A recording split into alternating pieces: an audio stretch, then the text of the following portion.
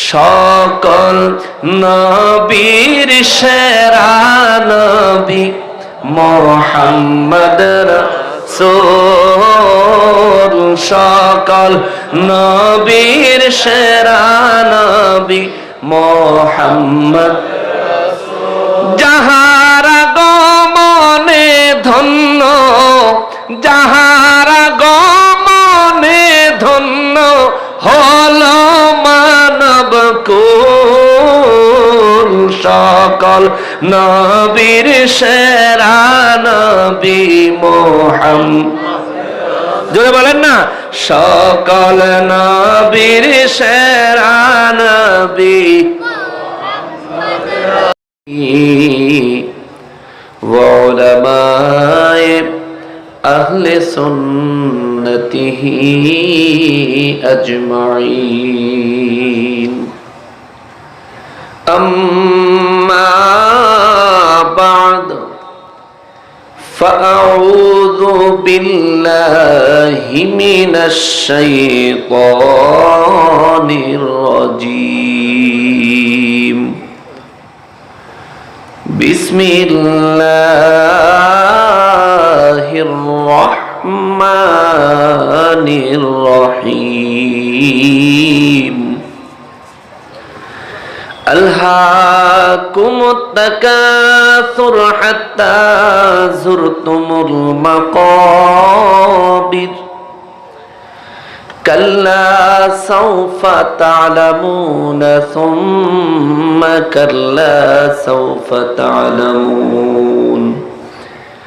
কাল্লা লাও তা'লামুনা ইলমাল ইয়াকিন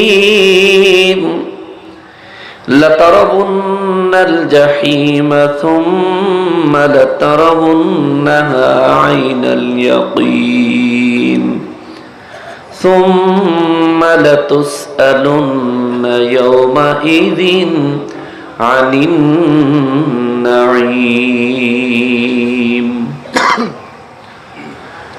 فقال تعالى في شان حبيبه ومحبوبه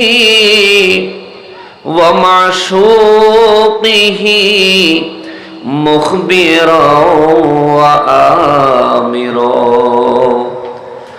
إن الله وملائكته يصلون على النبي يا أيها الذين آمنوا صلوا عليه وسلموا تسليما اللهم صل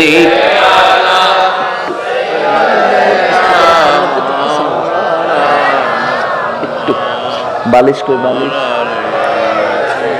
सैयदना मौलाना मुहम्मद जोरे जोरे अल्लाहुम्मा सल्ली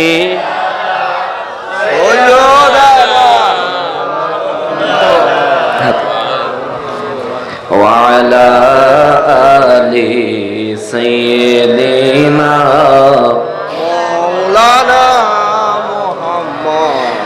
আমরা সবাই গুনাহগার গো নবীজি আপনায় দেখলাম না সেই কারণে রোজ হাসরে আমাদেরকে বইলেন না আল্লাহুম্মা সাল্লি মাওলানা মুহাম্মদ ওয়া আলা আলি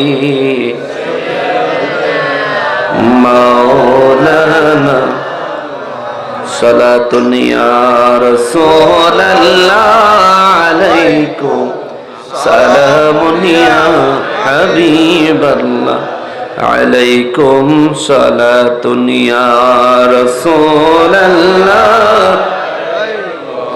সালামুন ইয়া बुला लो या रसूल अल्लाह बुला लो हमें अकबर मदीने में बुला लो सलातुन या रसूल सलामुन या हबीब अल्लाह अलैकुम सलातुन या रसूल अल्लाह सलामुन या अल्लाहुम्मा सल्लि व सल्लिम व बारिक अलैहि व आलिहि व अस्हाबिहि व औलियाए मिल्लतिहि व उलमाए अहले सुन्नतिहि अजमाइन। সকলে জবান খুলে আল্লাহ পাকের শুকরিয়া আদায় করার নিয়তে উচ্চ আওয়াজে পড়ি আলহামদুলিল্লাহ। আরো একবার শুকরিয়া আদায় করব এজন্য যে পরওয়ারদিগারে আলম মেহেরবানি করে আজ 2021 সালের নভেম্বর মাসের 4 তারিখে ঐতিহ্যবাহী পার্বত্য জেলা বাংলাদেশের অন্যতম বিভাগ চট্টগ্রাম জেলায় আনোয়ারা থানার অধীনে উত্তর হাজীগাঁও জরিপ খান জামে মসজিদ ময়দানে আয়োজিত 27তম পবিত্র ঈদে মিলাদুন্নবী সাল্লাল্লাহু আলাইহি ওয়াসাল্লাম উদযাপন এবং ফাতিহা ইয়াজদাহম উপলক্ষে আয়োজিত সুন্নি মহাসম্মেলনে আমাদেরকে আসার বসার এবং মন থেকে ভালো ভালো নিয়ত করার আল্লাহ পাক আলামিনের ঘোষিত জান্নাতের বাগানের মেহমান হওয়ার যে সুযোগ যে তৌফিক রব্বুল আলামিন আমাদেরকে এনায়েত করেছেন তার জন্য রব্বুল আলামিনকে সন্তুষ্ট করার নিয়তে জবান খুলে সকলে উচ্চ আওয়াজে আর একবার পড়ি আলহামদুলিল্লাহ। লক্ষ কোটি দুরুদ ও সালাম সরকার কায়নাত সৈয়দুল মুরসালিন খাতিমুন নবীন রহমাতুল লিল আলামিন নূরে মুজাসসাম নূরুন আলা নূর হায়াতুন নবী জিন্দা নবী নবীদের নবী উম্মতের কান্ডারি নবী শাফাআতের কান্ডারি নবী হাউজে কাউসারের মালিক নবী আমার পেয়ারা নবীজির নূরানি কদম মোবারকে স্বয়ং রব্বুল আলামিন যেন কবুল করেন। জবান খুলে পড়ি আমিন। অধ্যকার আয়োজিত 27তম সুন্নি মহাসম্মেলনের সম্মানিত সভাপতি সাহেব, বিশিষ্ট সমাজসেবক উত্তর হাজীগাঁও জনাব আলহাজ মোহাম্মদ মুজাহিরুল হক সাহেব, বারাকাল্লাহু ফি হায়াতিহি, সবাই পড়ি আল্লাহুম্মা আমিন। বিশেষভাবে আজকের মাহফিলের যিনি উদ্বোধক মহোদয় আমাদের এখানে উপস্থিত আছেন। আচ্ছা আচ্ছা আচ্ছা আচ্ছা মাশাআল্লাহ। উদ্বোধক মহোদয় উত্তর হাজীগাঁও আনোয়ারার বিশিষ্ট ব্যবসায়ী এবং সমাজ সেবক সকলের প্রিয় ব্যক্তিত্ব জনাব আলহাজ মোহাম্মদ ইব্রাহিম সওদাগর সাহেব মাদ্দাজিল্লাহুল আলী, বারাকাল্লাহু ফি হায়াতিহি, সকলে পড়ি আল্লাহুম্মা আমিন। প্রধান অতিথি হিসেবে উপস্থিত রয়েছেন বাংলাদেশ জাতীয়তাবাদী বিএনপির দলের চট্টগ্রাম দক্ষিণ জেলার আহ্বায়ক কমিটির সদস্য জনাব আলহাজ মোহাম্মদ মুস্তাফিজুর রহমান সাহেব, বারাকাল্লাহু ফি হায়াতিহি, সবাই পড়ি আল্লাহুম্মা আমিন। আজকের মাহফিলের যিনি প্রধান আলোচক, আমার পরে যিনি আলোচনা নিয়ে আসবেন, হযরতুল আল্লামা মাওলানা এনাম রাজা কাদরি সাহেব, বারাকাল্লাহু ফি হায়াতিহি, সকলে পড়ি আল্লাহুম্মা আমিন। বিশেষ করে আমার পূর্বে আপনাদের অত্র মসজিদের সম্মানিত খতিবে মুকাররম ইলমে বেলায়াতের উপর, আউলিয়ায়ে কেরামের কারামতের উপর চমৎকার আলোচনা করতেছিলেন। স্টেজে উপস্থিত দিগার ওলামায়ে কেরাম, ওলামায়ে আহলে সুন্নাত ওয়াল জামাত, আমার সম্মুখে উপস্থিত দিনদার ইমানদার মুসলমান মুত্তাকি ভাইরা, পর্দার আড়ালের মা ও বোনেরা, রাস্তাঘাট দোকানপাট থেকে এমনকি দূর দূরান্ত থেকে অনলাইনের মাধ্যমেও এই মুহূর্তে আমাদেরকে যারা দেখছেন, প্রত্যেকের প্রতি আন্তরিক মোবারকবাদ জানিয়ে আমি সালাম পেশ করার মাধ্যমে আলোচনায় প্রবেশ করছি। আসসালামু আলাইকুম ওয়া রাহমাতুল্লাহি ওয়া বারাকাতুহু। মুআজ্জাজ মুকাররম, আমাকে আলোচনার জন্য একটা বিষয় দেয়া হয়েছে, কবরে মুমিনের অবস্থা এবং মুনাফিকের অবস্থা। মোট কথা হচ্ছে কবর। আজকের বয়ান যা হইব সব মাটির নিচের বয়ান, মাটির উপরের বয়ান না। তবে হ্যাঁ, যারা ইন্তেকাল করছেন তারা তো ইন্তেকাল করছেন, কিন্তু আমরা যারা বেঁচে আছি আজকে এমন একটা আলোচনা করব, এমন একটা আলোচনা করার চেষ্টা করব যেটা দিয়ে আমরা মাটির উপর থেকে মাটির নিচের কবরের জিন্দেগি আরামে অতিবাহিত করার মতো ব্যবস্থা করে যেতে পারি। সেইভাবে আল্লাহ আজকের আলোচনা আমাকে করার এবং আমাদের সবাইকে তা বুঝার, তার উপর আমল করার তৌফিক দান করেন, আমিন। সবাই পড়ি আমিন। মুআজ্জাজ মুকাররম, কবরের জগৎটা অত্যন্ত কঠিন একটা জগৎ। খোলাফায়ে রাশিদিন, আমার প্রিয় নবীজির শ্রেষ্ঠ সাহাবায়ে কেরামদের মধ্যে 4 জন, জোরে বলেন সুবহানাল্লাহ। আমার নবীজির 1,25,000 সাহাবী ছিলেন, সুবহানাল্লাহ। 24,000, 1,24,000 সাহাবী ছিলেন। এই 1,24,000 সাহাবীদের মধ্যে 4 জন সাহাবী শ্রেষ্ঠ, হযরতে আবু বকর রাদিয়াল্লাহু তাআলা আনহু, ওমর রাদিয়াল্লাহু তাআলা আনহু, আলী রাদিয়াল্লাহু তাআলা আনহু এবং হযরতে ওসমান রাদিয়াল্লাহু তাআলা আনহু, জোরে বলেন সুবহানাল্লাহ। 1,24,000 সাহাবীদের মধ্যে শ্রেষ্ঠ সাহাবী 4 জনের মধ্যে 4 নম্বরে হযরত ওসমান রাদিয়াল্লাহু, ওনার জিন্দেগিতে পাওয়া যায় উনি যখনই কোনো কবরস্থানের পাশ দিয়ে যেতেন ছোট বাচ্চাদের মতো চিৎকার করে করে কাঁদতেন, জোরে কন্যা সুবহানাল্লাহ। ওনার খেলাফত আমলে যখন উনি শাসন করছেন, এখন যেমন বাংলাদেশের শাসন করছে মাননীয় প্রধানমন্ত্রী শেখ হাসিনা, যখন তিনি অর্ধেক পৃথিবী একা শাসন করছেন, তখন একদিন এরকম কবরস্থানের পাশ দিয়ে যাওয়ার সময় কান্না শুরু করে দিছে। ওনার সঙ্গে যারা ছিলেন, ওনার বডিগার্ড, সেনাবাহিনী, তারা বলতেছে, হুজুর আপনি অর্ধেক পৃথিবীর বাদশাহ, আপনি কবরস্থানের পাশে আসলেই কান্দেন, ব্যাপারটা কি হুজুর? ওসমান রাদিয়াল্লাহু তাআলা আনহু বলেন, বাবারে, আমার নবীজি বলেছেন এই কবর হলো মানুষের মৌতের পরে আখিরাত জীবনের প্রথম মঞ্জিল। এই মঞ্জিলে যে ব্যক্তি বিপদে পড়ে যাবে ওই ব্যক্তির বিপদের কোনো সীমা থাকবে না। আমি ওই কবরের আযাবের ভয়ে কান্দি, জোরে কোন সুবহানাল্লাহ।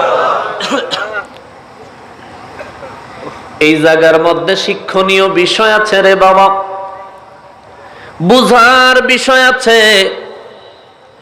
ওসমান রাদিয়াল্লাহু তাআলা আনহু প্রথমত আমার নবীজির হাতে হাত দিয়ে দ্বীনে ইসলাম গ্রহণ করেছেন। দ্বিতীয়ত আমার নবীজির পিছনে নামাজ আদায় করতেন।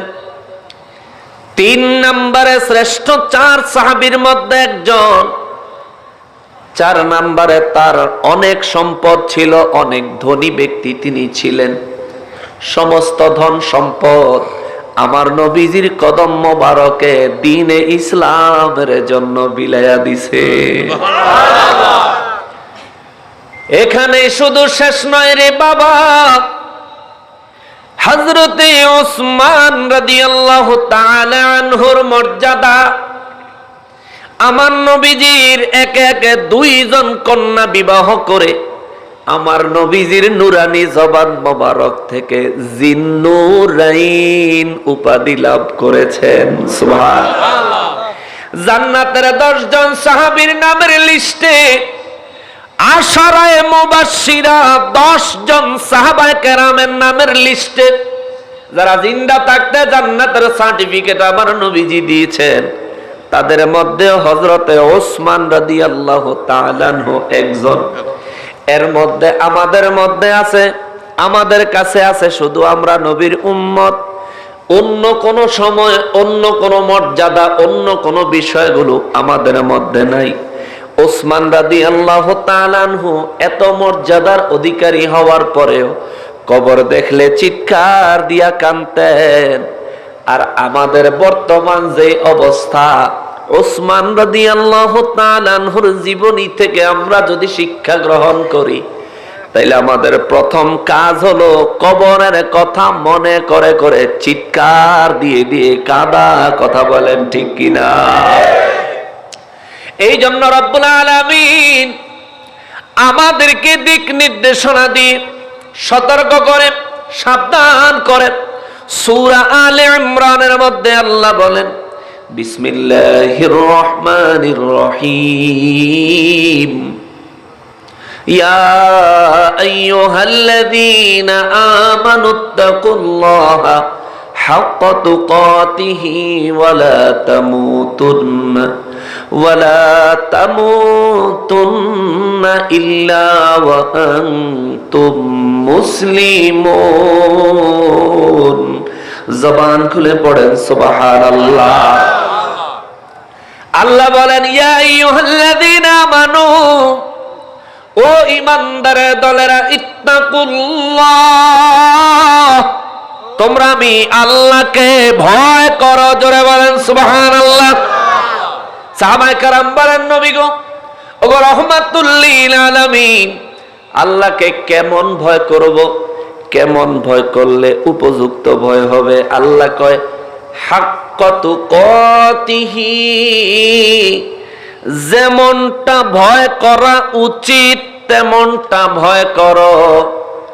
আমরা আল্লাহকে ভয় করি, ঠিক কিনা? করেননি? আল্লাহর ভয় আসেনি? জোরে কোন আসেনি? আমার আগে খতিব সাহেব কয়ে গেল, মোবাইল এমন একটা জিনিস যার মধ্যে মিথ্যা কথা অহরহ বলা যায়, মোবাইল দিয়ে খুন করা যায়, মোবাইল দিয়ে অপরাধের হুকুম দেওয়া যায়, মোবাইল দিয়ে ভালো কাজও করন যায়। মোবাইলের বিষয়টা বাদ দেন বাবা, আমরা সবাই মুসলমান, কোন সন্দেহ আসেনি? আওয়াজটা তো দুর্বল কা?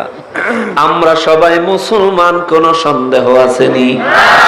সবাই মুসলমান, আল্লাহকে ভয় করি। কথা বলেন ঠিক কিনা?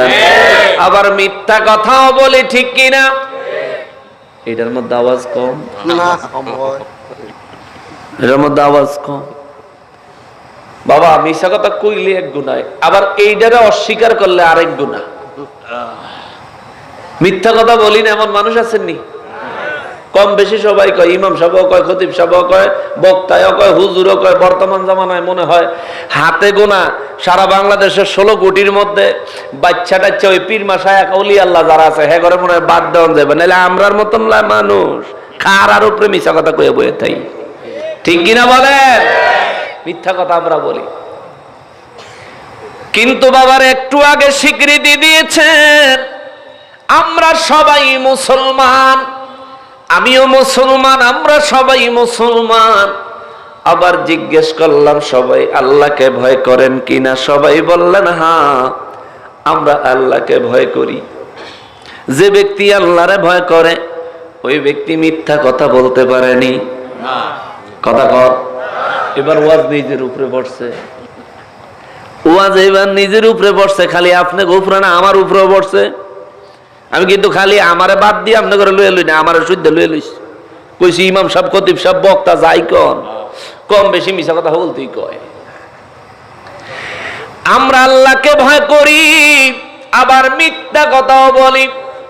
তাইলে মিথ্যা কথা বলি যেমন সত্য, আল্লাহকে ভয় করি এটাও সত্য। যদি আল্লাহরে ভয় না করতাম, আজকা বাড়ি ঘর বিছানা দোকানের আড্ডা থুইয়া এই জান্নাতের বাগানে হাজির হইতাম না, ঠিক কিনা বলে? হাজির হইতাম না যদি আল্লাহরে ভয় না করতাম। তাইলে একটা প্রমাণ হয়ে গেল আমরা আল্লাহকে ভয় করি। বাড়ির কাছে মসজিদ, এখনো মুসলমানের সমাজ হলো মসজিদ ভিত্তিক সমাজ, ঠিক কিনা? একটা মসজিদ, একটা মহল্লা, মসজিদ ভিত্তিক সমাজ গঠন হয়। মসজিদে ফজরের আজান হয়, কম হইলেও মুসল্লি পাওয়া যায়। জোহরের আজান হয়, কম হইলেও নামাজে মুসল্লি পাওয়া যায়। আসর মাগরিব এশার নামাজের আজান হয়, কম হইলেও মুসল্লি পাওয়া যায়। শুক্রবার আসলে গ্রামের সব মুসলমান মুসল্লি পাওয়া যায়।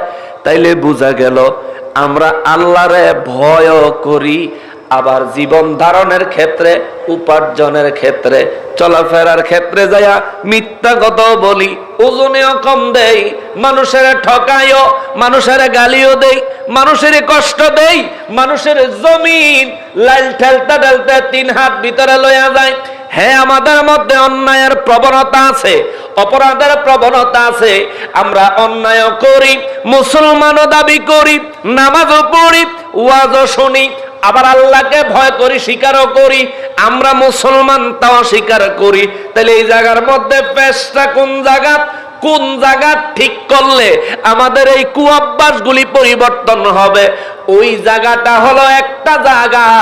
এই জন্য আল্লাহ কয়, ইত্তাকুল্লাহা হাক্কা তুকাতিহি, তোমরা আমি আল্লাহকে যদি সাধারণভাবে ভয় করো, শয়তান তোমাদেরকে দিয়া অপরাধ করাবে, আবার তোমাদের মধ্যে আমি আল্লাহর ভয় কাজ করবে। কিন্তু যদি ভয় করার মতন করো, ভয় করার মতো করো, ওগো দয়াল নবীজি, ওগো রহমাতুল লিল আলামিন, ভয় করার মতো কেমনে করতাম? নবী কয়, উম্মত, মিথ্যা কথা যখন মনে আসবে তুমি চিন্তা করবা, তুমি যে মিথ্যা বলছো, যার সঙ্গে বলবা সে তো সত্যটা জানে না, কিন্তু যিনি তোমারে বানাইছে তিনি জানেনি। জানেনিও? নবী কয়, আল্লাহর ভয় রাখবি, ওই আল্লাহর ভয় রাখবি। এই জন্য একজন আল্লাহর ওলি, কার মনের মধ্যে আল্লাহর ভয় আছে তা যাচাই করার জন্য তার মুরিদানদেরকে ডাক্কা কয়, বাবারা আজকে তোমাদের একটা কাম দিমু, করতে পারবানি? কয়, কি হুজুর? কয়, তোমাকে 5 জনের 5টা মুরগি দিমু, এমন জায়গা থেকে জবাই কইরা আনবা যেই জায়গায় জবাই করলে কেউ দেখে না। সুবহানাল্লাহ। ওলি আল্লাহরা মুরিদানদেরকে আল্লাহর তাকওয়া, আল্লাহর ভয় এমনি শিক্ষা দেয়। জোরে কন্যা সুবহানাল্লাহ। এখন তো এমন এক জমানা আছে, ওলি আল্লাহর কাছে গেলে ওলি আল্লাহদের বিরুদ্ধে ওয়াজ করিয়া মৌলবীরও টান নাই, উল্টা পাল্টা কথা কইয়া পাবলিকেরও টান নাই। ঠিক কিনা কর? অথচ এই দেশে ইসলাম আনছে আল্লাহর ওলিরা। সুবহানাল্লাহ কর। জাহাজে কইরা আপনারা এই দেশে সেই দেশে মাল পাচার করেন, এক দেশ থেকে আরেক দেশে মাল নিয়ে যান, ট্রান্সপোর্ট করেন। আগেরকার সময় জাহাজে মানুষ হজে যাইতো, কিন্তু বদর শাহ রহমতুল্লাহ আলাইহিরে তাকায় দেখেন তো, মোহসেন আউলিয়া রহমতুল্লাহ আলাইহিরে তাকায় দেখেন তো, জাহাজ নাই, তেল নাই, ইঞ্জিন নাই, ইঞ্জিনের ড্রাইভার নাই, মিস্ত্রি নাই, পাথরের উপরে বসে বসে সোনার বাংলাদেশে এসে ইসলামের বাণী মুসলমানের কাছে পৌঁছায় দিতে। ঠিক কিনা বলেন? সেই ওলি আল্লাহদের, আল্লাহু আকবার, ইয়া রাসূলুল্লাহ সাল্লাল্লাহু আলাইহি ওয়াসাল্লাম, ইয়া রাসূলুল্লাহ জিন্দাবাদ, মুআজ্জাজ মুকাররম। এই আল্লাহর ওলিরা আমার সোনার এই বাংলাদেশে ইসলাম আনলো, আমাদেরকে দিন ইসলাম শিখাইলো। দিন ইসলাম শিখলাম, নামাজ শিখলাম, আজান শিখলাম, কোরআন তেলাওয়াত শিখলাম, টুপি শিখলাম, কোরআন হাদিস শিখলাম। ওই আল্লাহর ওলিদের বিরোধিতা যারা করে, সাধারণ জ্ঞানে বুঝে নেবেন এই মানুষগুলো আসলে ভালো মানুষ না। এরা দিন ইসলাম বুঝে না। বুঝাও যদি এমন করে, বুঝবো না এগো পিছনে ইহুদিদের দালালি আছে। ঠিক কিনা বলে? মুসলমানেরই আমরা আল্লাহর ভয় অন্তরে পরিপূর্ণ পয়দা করতে চাই কি চাই না? সবাই বলতে হবে, আমরা সবাই আল্লাহর ভয় অন্তরে পয়দা করতে চাই। তাইলে শোনেন, পিসাবে কইলো 5 জনের 5টা মুরগি দিলাম, কেউ যেন না দেখে এমন জায়গা থেকে জবাই করে আনবা। 4 জনে 4টা জবাই করে লই আইছে, আর এক পাগলা জিন্দা লই আইছে। কেউ জবাই করছনি, কেউ দেখছেনি? কয় জি না হুজুর। বলে তুমি কোথায় জবাই করছো? কয় হুজুর ঘরের ভিতরে। কয় তুমি? কয় হুজুর শহীদ তলে। কয় তুমি? কয় হুজুর দরজা সিবাত। কয় তুমি? কয় ঘরের পিছনে। কেউ দেখে নাই? কয় না না হুজুর কেউ দেখে নাই। ওই পাগলারে ডাইক্কা কয় কি রে তুই জবাই করলি না কা?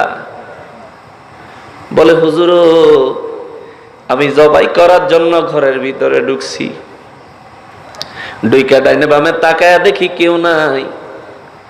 আমার ভিতরে একটা ভয় কাজ করলাম, আমি দৌড় দিয়ে বাইরে হয়ে গেছি।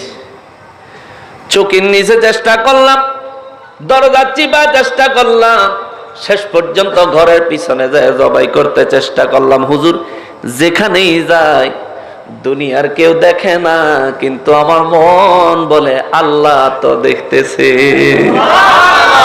আপনি তো কইছেন কেউ যেন না দেখে এমন জায়গা থেকে জবাই করে আনো।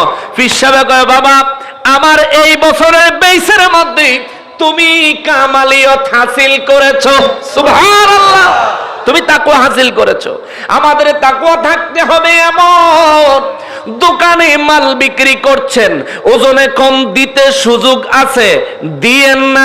কারণ যারে কম দিবেন সে দেখে না, যিনি আপনার কাছ থেকে হিসাব নিব তিনি কিন্তু দেখে।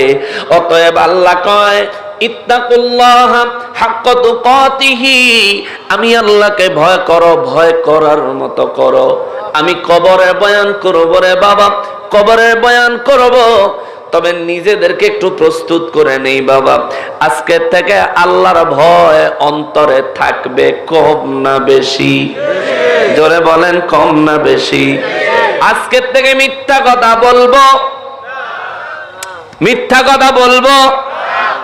সবাই কইতে হবে, সবাই আওয়াজ দিলে কেমন তুই দিব জায়গাটা।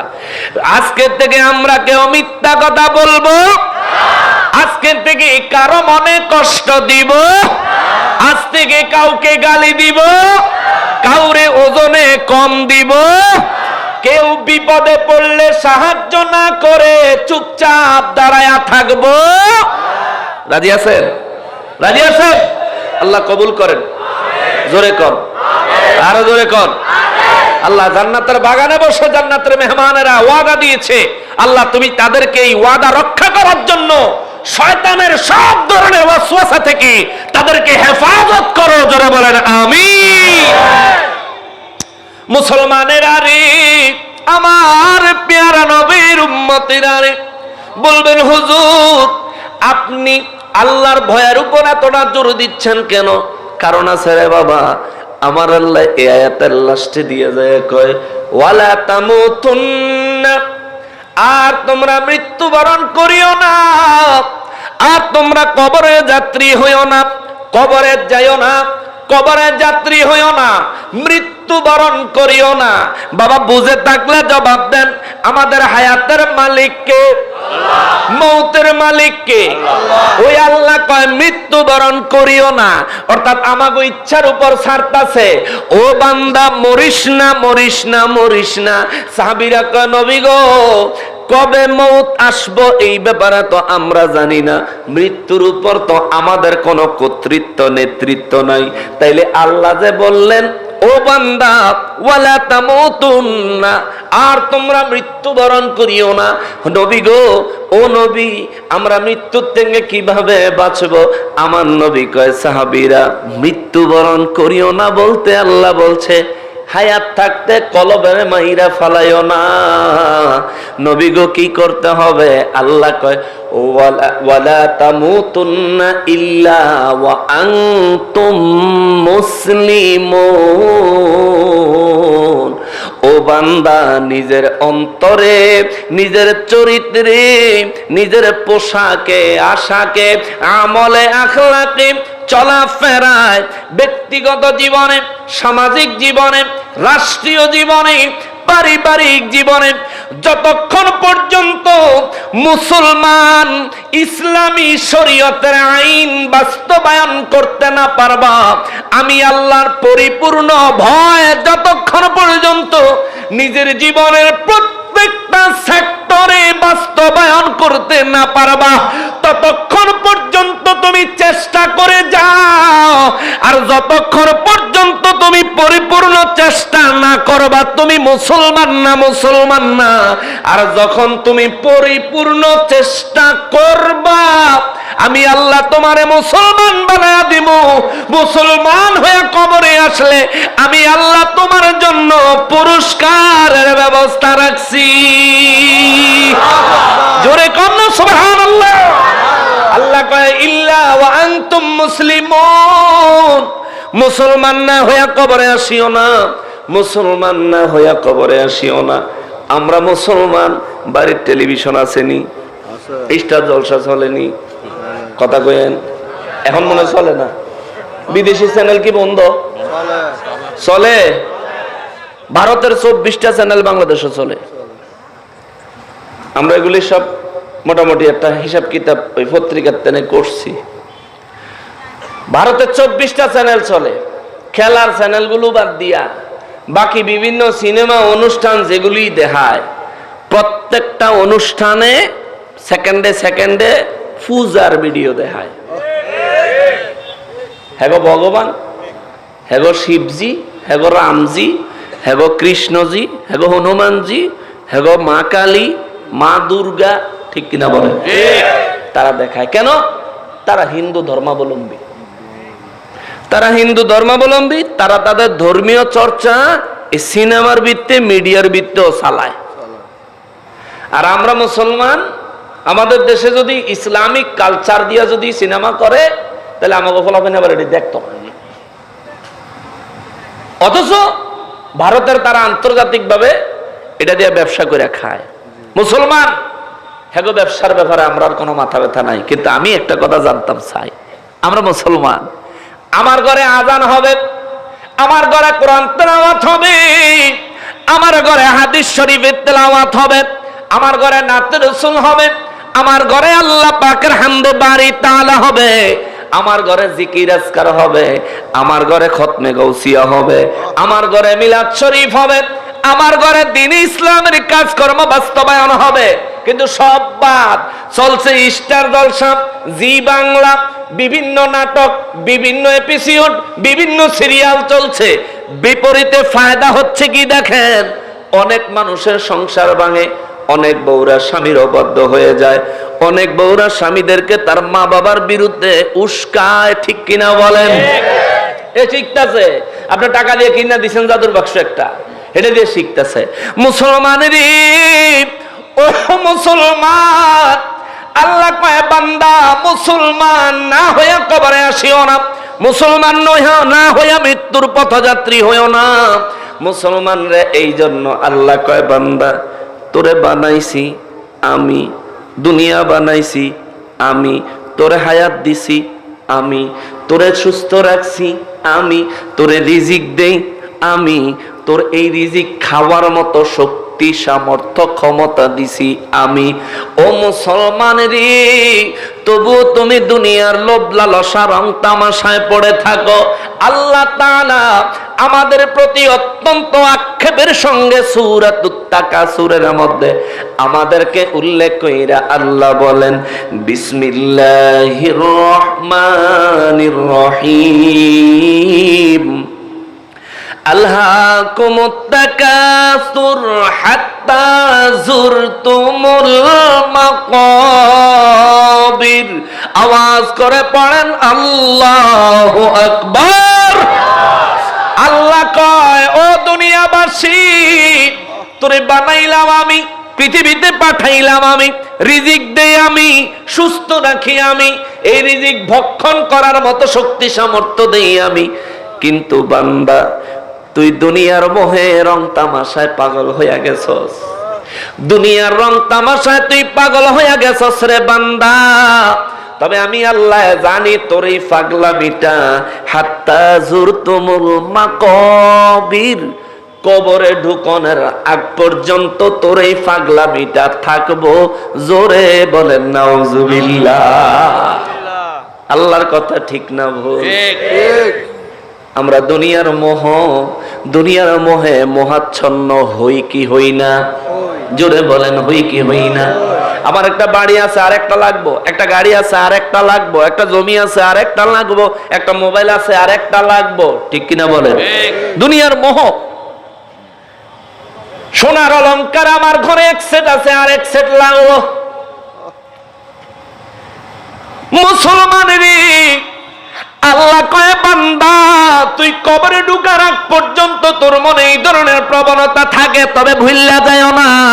আমার নবী কয় উম্মতেরি তোর মনে এটা আসবে, এমনি এমনি আসবে, কিন্তু তোর মনে রাখতে হবে তোর মনের ভিতরে দুনিয়ার মোহ, রং তামাশা, লোভ লালসা তোমার মনে যখন বেশি করে বাসা বাঁধবে, তুমি বুঝা নিও ইবলিস শয়তান তোমার অন্তর দখল করার চেষ্টা করতেছে। কথা বলেন ঠিক কিনা? এই জন্য আমার নূর নবী রাহমাতুল্লিল আলামিন কয় উম্মত উম্মতিরি, আমার উম্মতের মধ্যে তাদের অন্তর ইবলিস শয়তান দখল করার চেষ্টা করে। নবী কয় উম্মত সতর্ক থাইকো, তোমাদের শরীরের ভিতরে এমন একটা গোশতের টুকরা আছে রে, যেটার আরবি নাম হলো কলব। আরবি নাম হলো কলব, ইংরেজিতে যারা কয় হার্ট, বাংলায় কয় হৃদপিণ্ড। তিন ভাষায় কয়ে দিলাম। বাংলায় বলে হৃদপিণ্ড, ইংরেজিতে বলে হার্ট, আরবিতে বলে কলব। নবী কয় উম্মত আশ-শাইতানু জাসিমুন আলা কলবে বনি আদম। আদম আলাইহিস সালামের সন্তানদের কলবে শয়তান রাজত্ব প্রতিষ্ঠা করার জন্য সব সময় ওয়াসওয়াসা দিতে থাকে।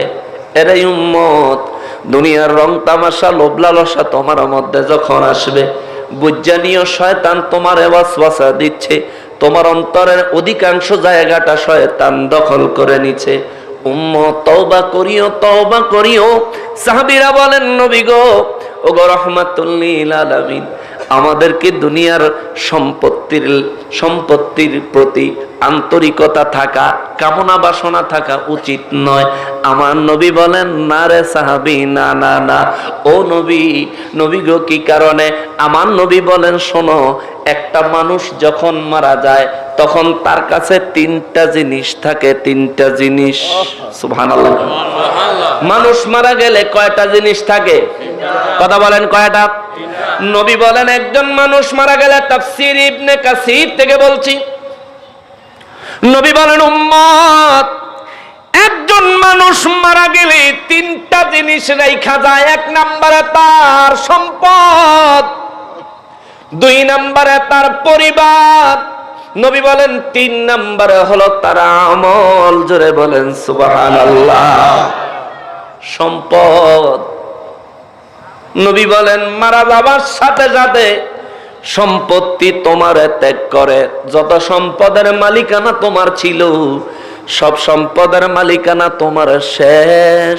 তোমার সন্তানেরা তার দাবিদার হয়ে যায়, সরকারি আইন মতো তারা মালিক হয়ে যায়। এমনকি ইসলামী আইন ফারায়েজ মোতাবেক মানুষ মারা যাওয়ার সাথে সাথে তার সম্পত্তির মালিক তার ওয়ারেসান সন্তানাদিরা হয়ে যায়। জোরে বলেন সুবহানাল্লাহ। এই জন্য নবী কয় কোন সম্পদের জন্য মায়া করবি? নিঃশ্বাসটা বাহির হয়ে যাওয়ার সাথে সাথে সম্পত্তির সঙ্গে তোর সম্পর্ক শেষ, সম্পত্তির সাথে তোর সম্পর্ক শেষ। এই জন্য একটা গজল শুনছি, গজলের মধ্যে কইছে রে, টাকা পয়সা ধন সম্পত্তি যাহা করেছি সবকিছু ফালাইয়া আজি একা যাইতেছি। ঠিক কিনা? নিতে পারবেন নি?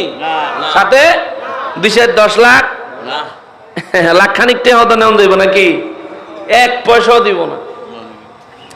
ছিলেন বাদশাহ শ্রীকান্ত, তাহার মতো ধনী নাই রে দুনিয়ার ভিতর।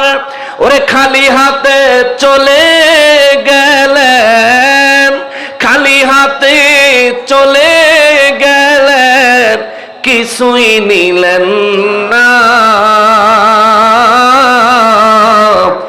আজরাইল আসিলে কাহারো কফিয়ত চলবে না। ঠিক না? মরণেরই কথা মানুষ, মরণেরই ওরে মরণেরই কথা মানুষ স্মরণ করনা, আজরাইল আসিলে কাহারো কফিয়ত চলবে না, ঠিক কিনা?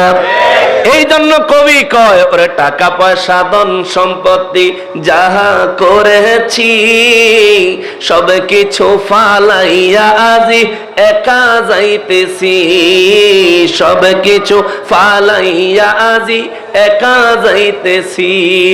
ওরে এত নিষ্ঠুর হবে মানুষ তা তো জানি না, ওরে এত নিষ্ঠুর হবে মানুষ তা তো জানি না। ডাইনে বামে মাটি আমার মাটির বিছানা, ডাইনে বামে মাটি আমি চলে গেলে আমায় তোমরা ভুইলা যাইও না, আমি চলে গেলে ভুইলা যাইও না। ডাইনে বামে মাটি আমার মাটির বিছানা, ডাইনে বামে মাটি। মুসলমানেরা রে, আমার পেয়ারা নবীর উম্মতেরা রে, মনোযোগ লাগায়া দেন রে বাবা। দিলের বিবেচনায় বিচারের কাঠগড়ায় নিজেকে নিজে দাঁড় করান। নবী কয়, উম্মত মারা গেছো, তোমার কাছে সম্পদ, তোমার কাছে পরিবার, তোমার কাছে আমল নামা। ওরে উম্মত, মারা যাওয়ার সাথে সাথে তোমার সমস্ত সম্পত্তি তোমার থেকে আলাদা হয়ে যাবে। তোমার সন্তানেরা, তোমার পরিবারের লোকেরা, তোমার ওয়ারেসানরা, তোমার সন্তানেরা এই সম্পত্তি ভাগাভাগি করার জন্য অনেক সময় দেখা যায় মাথা ফাটাফাটিও লাগে, ঠিক কিনা বলেন?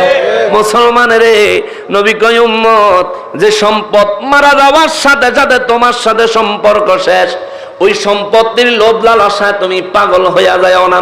এরপরে নবী বলেন, 2 নাম্বার তোমার পরিবার, মৃত্যুর সাথে সাথে সম্পত্তি তোমার সঙ্গ ছেড়ে দিবে, পরিবার তোমার সঙ্গে কবরস্থান পর্যন্ত যাবে, কবর দিয়া সবাই চলে আসবে, ঠিক কিনা? কবরে কেউ যাইবনি? আদরের ছেলেটা, মহব্বতের বিবিটা, ওরে বিবি সন্তান বন্ধু বান্ধব আছে যাহারা, জনমের মতো বিদায় করে দিব তাহারা। বিবি সন্তান বন্ধু বান্ধব আছে যাহারা, জনমের মতো বিদায় করে দিব তাহারা। ওরে সেই দিনই বুঝবি নবী ছাড়া আপন কেহ নাই, ঠিক না? আমার নবী ছাড়া সেদিনই বুঝবেন আপন কেহ নাই।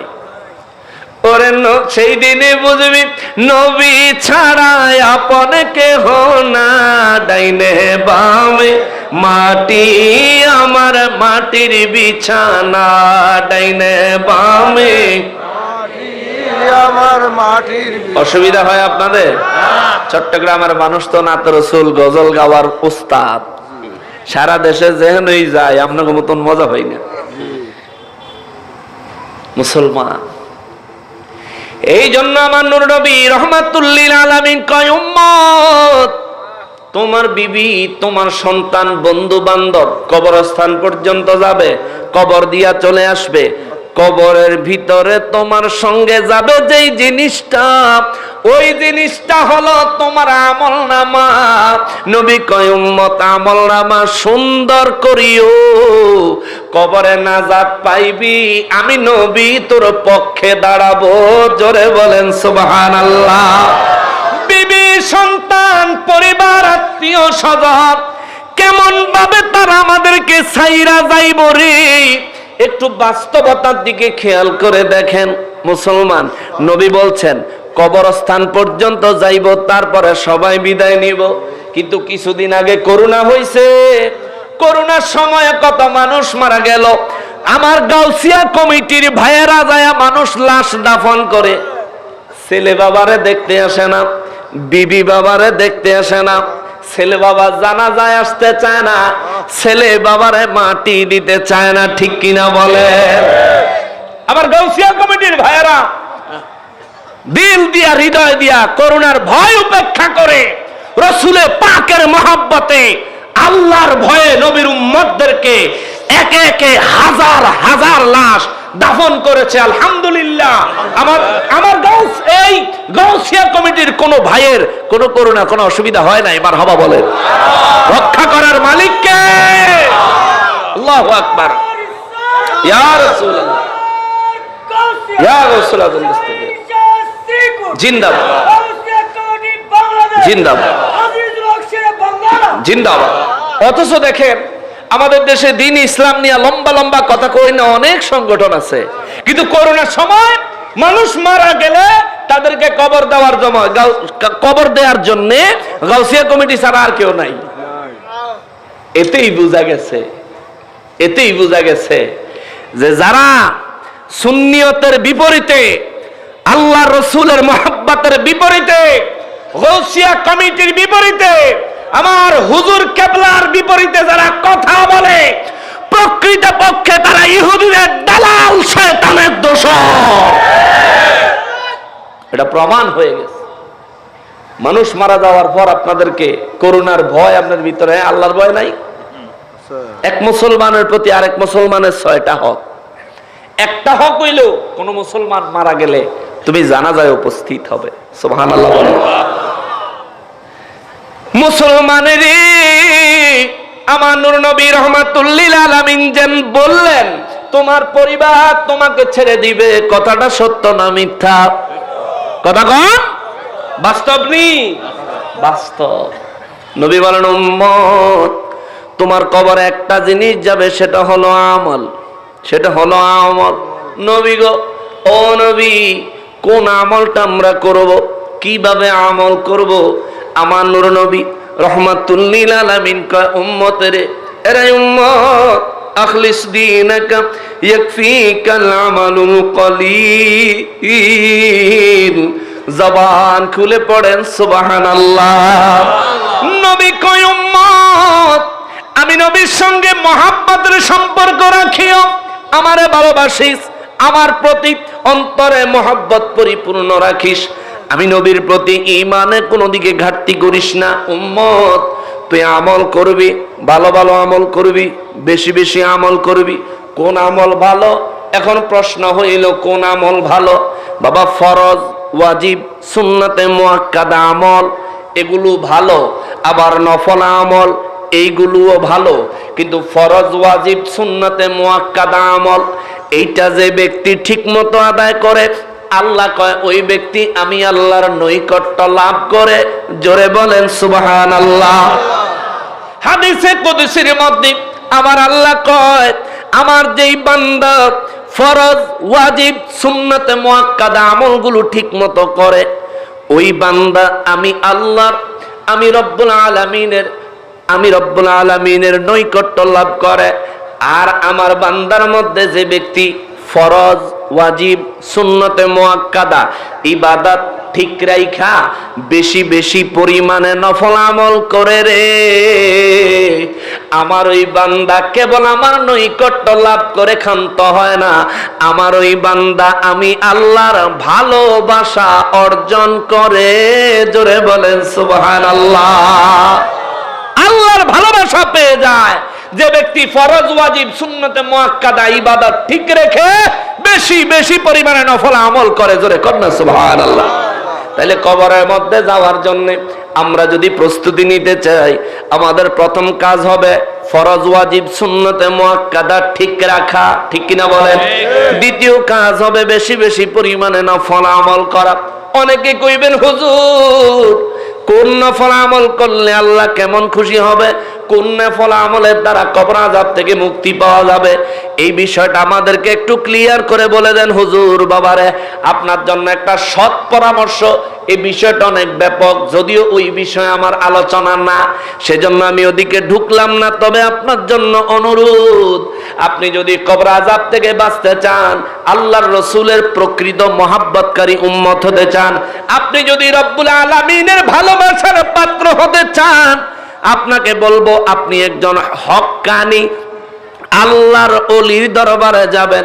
একজন হক্কানি পীর আল্লাহর ওলির কদম ধরবেন, একজন হক্কানি আল্লাহর ওলির কাছে যায় তার কাছ থেকে জিজ্ঞেস করে তার দিক নির্দেশনা মোতাবেক রুটিন মাফিক ইবাদত বন্দিগি চালায়া দেন, দেখবেন ইনশাআল্লাহ আমার আল্লাহ আপনারে ওলি হিসেবে কবুল করবে। জোরে কোন সুবহানাল্লাহ। আল্লাহ যদি ওলি বানায় আল্লাহ সমস্যা আছে নাকি? আল্লাহর আলো সুবিধা। আল্লাহ চায় আমার সব বান্দা আমার ওলি হয়ে যাক, তাইলে শয়তানের সামনে আমি আল্লাহ ফখর করতে পারবো। এই ইবলিস, যতই চেষ্টা করছ আমার বান্দাদেরকে ভুল পথে নিতে পারস নাই, দেখ আমার বান্দারা আমার ওলি হয়ে গেছে, তুই ইবলিস জাহান্নামে রয়ে গেলি, আমার বান্দারা জান্নাতের মালিক হয়ে গেল। সুবহানাল্লাহ। মুসলমানেরা রে, আমার পেয়ারা নবীর উম্মতেরা রে, নূর নবী রাহমাতুল লিল আলামিন কয় উম্মত আমার আল্লাহ বলেন বান্দা কবরে যাওয়ার আগ পর্যন্ত লোভ লালসা তোমাদেরকে ছাড়বে না, তোমরা এটা ছাড়তে পারবা না। তবে হ্যাঁ, তোমাদেরকে চেষ্টা করতে হবে, কিন্তু যদি চেষ্টা না করে এই লোভ লালসার মধ্যে ডুইবা থাকো, আমার আল্লাহ আমাদের জন্য আক্ষেপ করে সতর্কতার সঙ্গে আক্ষেপ করে সতর্ক করার জন্য আমার আল্লাহ বলেন কাল্লা সাউফা তা'লামুন, কবর পর্যন্ত দুনিয়ার লোভ লালসায় ডুবে থাকা কোনো মতেই উচিত না বান্দা, এটা তোমার জন্য কোনো মতেই উচিত নয়। তুমি জানিয়া রাখো। জোরে কন্যা সুবহানাল্লাহ। আমাদেরকে আল্লাহ ওয়াজ করেন কাল্লা সাউফা, কোনোভাবেই উচিত নয়, কখনোই উচিত নয়, এটা তোমার জন্য মঙ্গলজনক নয়, তোমার জন্য হেদায়েতের রাস্তা নয়, তোমার জন্য কবর আযাব থেকে মুক্তি পাওয়ার রাস্তা এটা না। কাল্লা সাউফা তা'লামুন, বান্দা তুমি জানিয়া রাখো, আমি আল্লাহ জানাইয়া দিলাম। এরপরে আল্লাহ কয় সুম্মা, অতঃপর কাল্লা সাউফা তা'লামুন, আল্লাহ কয় আবারও কইলাম তুই জানিয়া রাখ, এমনটা করা তোর জন্য উচিত না রে বান্দা। উচিত না কেন গো আল্লাহ? আল্লাহ কয় কাল্লা লাউ তা'লামুনা ইলমাল ইয়াকিন, যদি তুমি সত্যটা নিজের চোখে কখনো দেখতা, সত্য সম্পর্কে যদি জানতা, তাহলে তুমি কখনোই এমন কাজ করতা না, দুনিয়ার লোভ লালসায় ডুববা থাকতা না। কেন গো আল্লাহ? আল্লাহ কয় যে ব্যক্তি আল্লাহর ভয় ভুলে গিয়া, জান্নাতের নাজ নিয়ামতের কথা ভুলে গিয়া, নবীর মহব্বতের কথা ভুলে গিয়া, আখিরাতের কথা ভুলে যায় দুনিয়ার লোভ লালসা রং তামাশার মধ্যে যে ব্যক্তি ডুবে থাকবে, আল্লাহ কয় লা তারাবুন্নাল জাহিম, তুমি দেখবা জাহিম নামক জাহান্নামে তোমার আমি আল্লাহ জ্বালাবো। জোরে বলেন নাউজুবিল্লাহ। সাহাবীরা বলেন নবী গো, ও গো রাহমাতুল লিল আলামিন, ও দয়াল নবীজি, আল্লাহ জাহান্নামের আগুনে জ্বালাইবো দুনিয়ার লোভ লালসা না ছাড়লে? আমার নবী বলেন হ্যাঁ। ইয়া রাসূলুল্লাহ, জাহান্নামও আল্লাহ জ্বালাইবো কি কবরে নাকি হাসরে নাকি বিচারের পরে? আমার দয়াল নবী রাহমাতুল লিল আলামিন কয় উম্মতরে, এরে উম্মত, তাইলে আমি নবী রাহমাতুল লিল আলামিনের মেরাজের রাতের ঘটনা শোনো। আমি রাহমাতুল লিল আলামিন মেরাজের রাতে যখন মেরাজে রওনা করলাম, আমি আসমানে গেলে আমি নবী রাহমাতুল লিল আলামিন যাওয়ার পথে কিছু ঘটনা দেখলাম। এক নম্বরে আমি যাওয়ার সময় দেখলাম রাস্তা দিয়া কিছু মানুষ রাস্তার মধ্যে অনেক ফসল লাগাচ্ছে, ফসল জমি লাগাইতেছে। ফসল একদিক দিয়া লাগায়া যায়, সামনে যাইতে যাইতে পিছন দিক দিয়া গাছ বড় হইয়া ফল হইয়া পেকে যায়। জোরে কন্যা সুবহানাল্লাহ। কষ্ট হচ্ছে আপনাদের? নিরেট সাবজেক্ট ভিত্তিক করোনা দৃষ্টিকা কত হইব। আগের মতন সোলাসুলি অহনার করি না, জাগরে সুলমু হেরা মরে গেছে গা। মৃত ব্যক্তিদের সম্পর্কে কোন ধরনের খারাপ মন্তব্য করার ইসলামে কোনো বিধান নাই। তারা যা করে গেছে আমরা মুসলমান হিসেবে দোয়া করি আল্লাহ তা করে মাফ করে দেখ।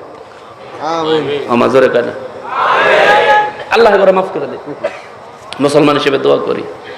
তবুও এখন তাদের কিছু সেলাফেলা কিছু ফলাফেন থুয়ে গেছে, এটি একটু বড় খের পরে ধর্ম, ঠিক আছে না? ফলাফাইন বয়সের কারণে অনেকে অনেক রকম করে, উল্টাপাল্টাও করে, করুক, করতে থাও।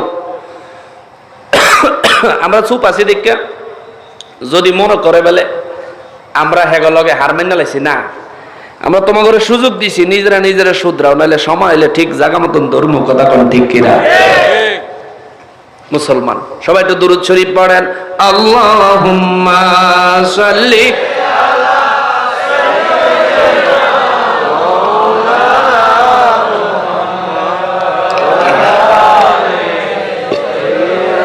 আনন্দা হুজুর আসছে, একটু চাকে জোরে জোরে আল্লাহুম্মা সাল্লি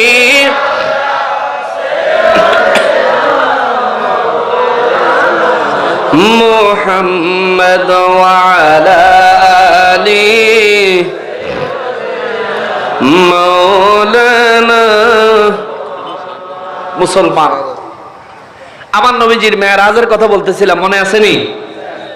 এই মাঝে মধ্যে ফলাফান্ডি কি লিখে উঠে বাচ্চাটি, বাবা বসে পড়ো, সিট ডাউন প্লিজ, বয়ে পড়ো। আমার প্রচন্ড ঠান্ডা লাগছে 2-3 দিন ধরে, গলা ব্যথা করতেছে। ভাবছিলাম বুঝি এতক্ষণ কথা কইতে পারুম না, আলহামদুলিল্লাহ আপনাদের তাওয়াজ্জু, আপনাদের মনের মকসুদ, নিয়ত আর আল্লাহর রহমতে কথা তো কইলাম। আরো কিছু মজার কথা মনে হয়েছে, আপনারা শুনলে বলবো। আমার কিন্তু টাইম ছিল 10:30 পর্যন্ত, এটা আমি আগের থেকেই কইছি, তো 10:25 বাজে। আপনাদের তাওয়াজ্জু দেখে আমার মনে হচ্ছে যে যদি আরেকটু বাড়াই তাহলে অসুবিধা হইতো না? অসুবিধা হইব? আচ্ছা তাহলে একটু বাড়ায় দেই, কেমন? আমার পরে এনাম রাজা হুজুর, হুজুর কই আছে? আসতেছে নি? আচ্ছা আচ্ছা, গাড়িতে আছে, হুজুর আইতাছে, অসুবিধা নাই, কিন্তু ওয়াজ যেটা ধরছি এটা কমপ্লিট করে এরপরে উঠমু। আপনার কখনো অসুবিধা হইব? আর অসুবিধা হলে সিগন্যাল দেন, বলে হুজুর আপনি জান গিয়া, আমরা জান গিয়া, আমরা এনাম রাজা হুজুরের বয়ান শুনবো, এনাম রাজা হুজুরও সুন্দর বয়ান করবো ইনশাআল্লাহ। এ মুসলমানেরা রে, আমার পেয়ারা নবীর উম্মতেরা রে, নূর নবী রাহমাতুল লিল আলামিন কয়, সাহাবীরা রে ও সাহাবীরা, কবরের ভিতরে আযাব হবে। নবী গো কেমন আযাব হবে? নবী বলেন তাইলে শোনো, মেরাজের রাতের কিছু কথা আমাকে বলতে হয়। নবী গো কোন কথা? আমার নূর নবী রাহমাতুল লিল আলামিন বলেন, আমি যখন মেরাজে রওনা দিলাম, যাওয়ার পথে রাস্তার মধ্যে দেখলাম কিছু লোক জমিতে ফসল লাগায়। এই লাগায়া সামনে যাইতে যাইতে পিছনের ফসলের গাছগুলো বড় হয়ে যায়, ফল ধরে, ফল পাকে। এই ফল পাকার সাথে সাথে পিছন থেকে আরেক গ্রুপ মানুষ ফলগুলো কাইটা কাইটা বাড়িতে নিয়ে যায়। জোরে করুন সুবহানাল্লাহ। নবী বলেন উম্মতেরে, ও সাহাবীরা, এই অবস্থা দেখা আমি নবী জিবরাইল আমিনকে জিগাইলাম, জিবরাইল রে, ও জিবরাইল, এরা কারা? এরা ফসল কাটায় এত ব্যস্ত কেন? ফসল বানানোর মধ্যে ব্যস্ত কেন? আমার নবীজি জিবরাইল আমিন কয়, হুজুর, এই মানুষগুলো হলো যারা মক্কা মুআজ্জামা থেকে আপনি নবীজির মহব্বতে, আপনি নবীজির প্রেমে, আপনার ভালোবাসায় নিজেদের ঘর বাড়ি ছাইরা দিয়া যারা আপনার সঙ্গে মদিনা মুনাওয়ারায় হিজরত করেছে। এই ফসল লাগানো আর কাটার বিষয়টা হলো তাদের নেক আমল, ইবাদত বন্দেগীর চিত্র। আল্লাহ কইছে ওই মুহাজিরদের প্রত্যেকটা নেক আমলের ফজিলত আল্লাহ 700 গুণ পর্যন্ত বাড়ায়া দেয়। জোরে কোন সুবহানাল্লাহ। নবী বলেন, ও সাহাবীরা, আর একটু সামনে এগিয়ে গেলাম, দেখলাম একটা বিরাট দেখছি ছিলেন তো, পাতিল, পাতিল, বিরাট বড় পাতিল। আপনাকে তাবারুক রান্না করে কত বড় পাতিলে।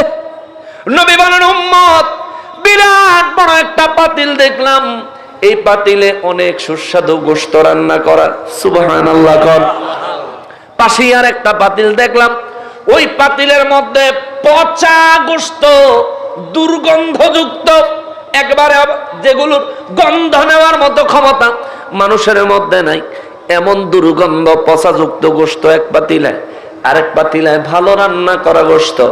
উম্মতেরে, আমি তাকায়া দেখলাম যেই মানুষগুলোর সামনে ভালো পাতিলায় রান্না করা গোশত, এই মানুষগুলো ভালো পাতিলার গোশতগুলো থুইয়া গিয়ে ওই পচা গোশতগুলো খাইতেছে। জোরে বলেন নাউজুবিল্লাহ। আমি জিজ্ঞাসা করলাম, জিবরাইল, এরা জিবরাইল, এই মানুষগুলি কারা রে? জিবরাইল আমিন কয়, হুজুর, ও দয়াল নবীজি, আপনার উম্মতের মধ্যে যারা নিজের ঘরে বউ রাইখা, নিজের ঘরে হালাল বৈধ স্ত্রী রাইখা, আপনার উম্মতের মধ্যে যারা অন্য নারীর দিকে কুনজর দিবে, পরকিয়া করবে, অন্য নারীর প্রেমে আসক্ত থাকবে, নিজের বিবি রাইখা অন্য নারীর সঙ্গে শারীরিক সম্পর্ক করে বেড়াবে, নবী গো, আপনার এই জিনাকারী উম্মতদেরকে কবরে এই ধরনের আযাব দেওয়া হবে। জোরে বলেন নাউজুবিল্লাহ। সামনে ভালো খাবার থাকবো কিন্তু খাইতে পারবো না। চাইবে এদিকে যাইতো কিন্তু চাইতে পারতো না, ওই পচাটার কাছে যাইব। আমার নূর নবী রাহমাতুল লিল আলামিন আর কয়, সাহাবীরা রে, ও সাহাবীরা, আমি নবী রাহমাতুল লিল আলামিন আর একটু সামনে গেলাম, দেখলাম আর একটা পার্টি, তারা দাঁড়িয়ে আছে, পাশে আর একজন লোক, তার হাতে বড় একটা পাথর। খেয়াল করেন বাবা, বড় একটা পাথর, ওই পাথর দিয়া তার মাথার মধ্যে মারতেছে।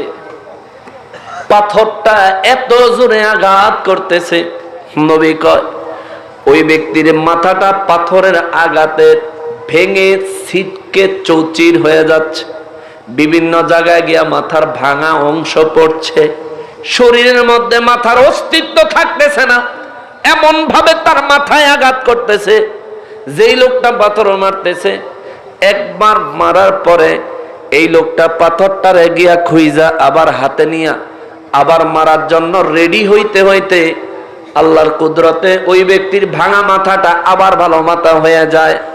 এই ভালো মাথার মধ্যে আবার ওই লোকটা পাথর মারে, মারলে তার মাথাটা ছিন্ন ভিন্ন হয়ে যায়।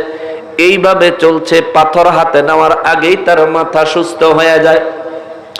নবীজি বলেন, আমি জিবরাইল রে জিজ্ঞেস করলাম, জিবরাইল রে, ও জিবরাইল, এই মানুষগুলি কারা? এই লোকগুলো কারা যাদের মাথা ছিন্ন বিচ্ছিন্ন করে দিচ্ছে? জিবরাইল আমিন কয়, নবী গো, আপনার উম্মতের মধ্যে যারা বেনামাজি হবে। নামাজের গাফলতি আমাদের মধ্যে সব থেকে বেশি, ঠিক কিনা?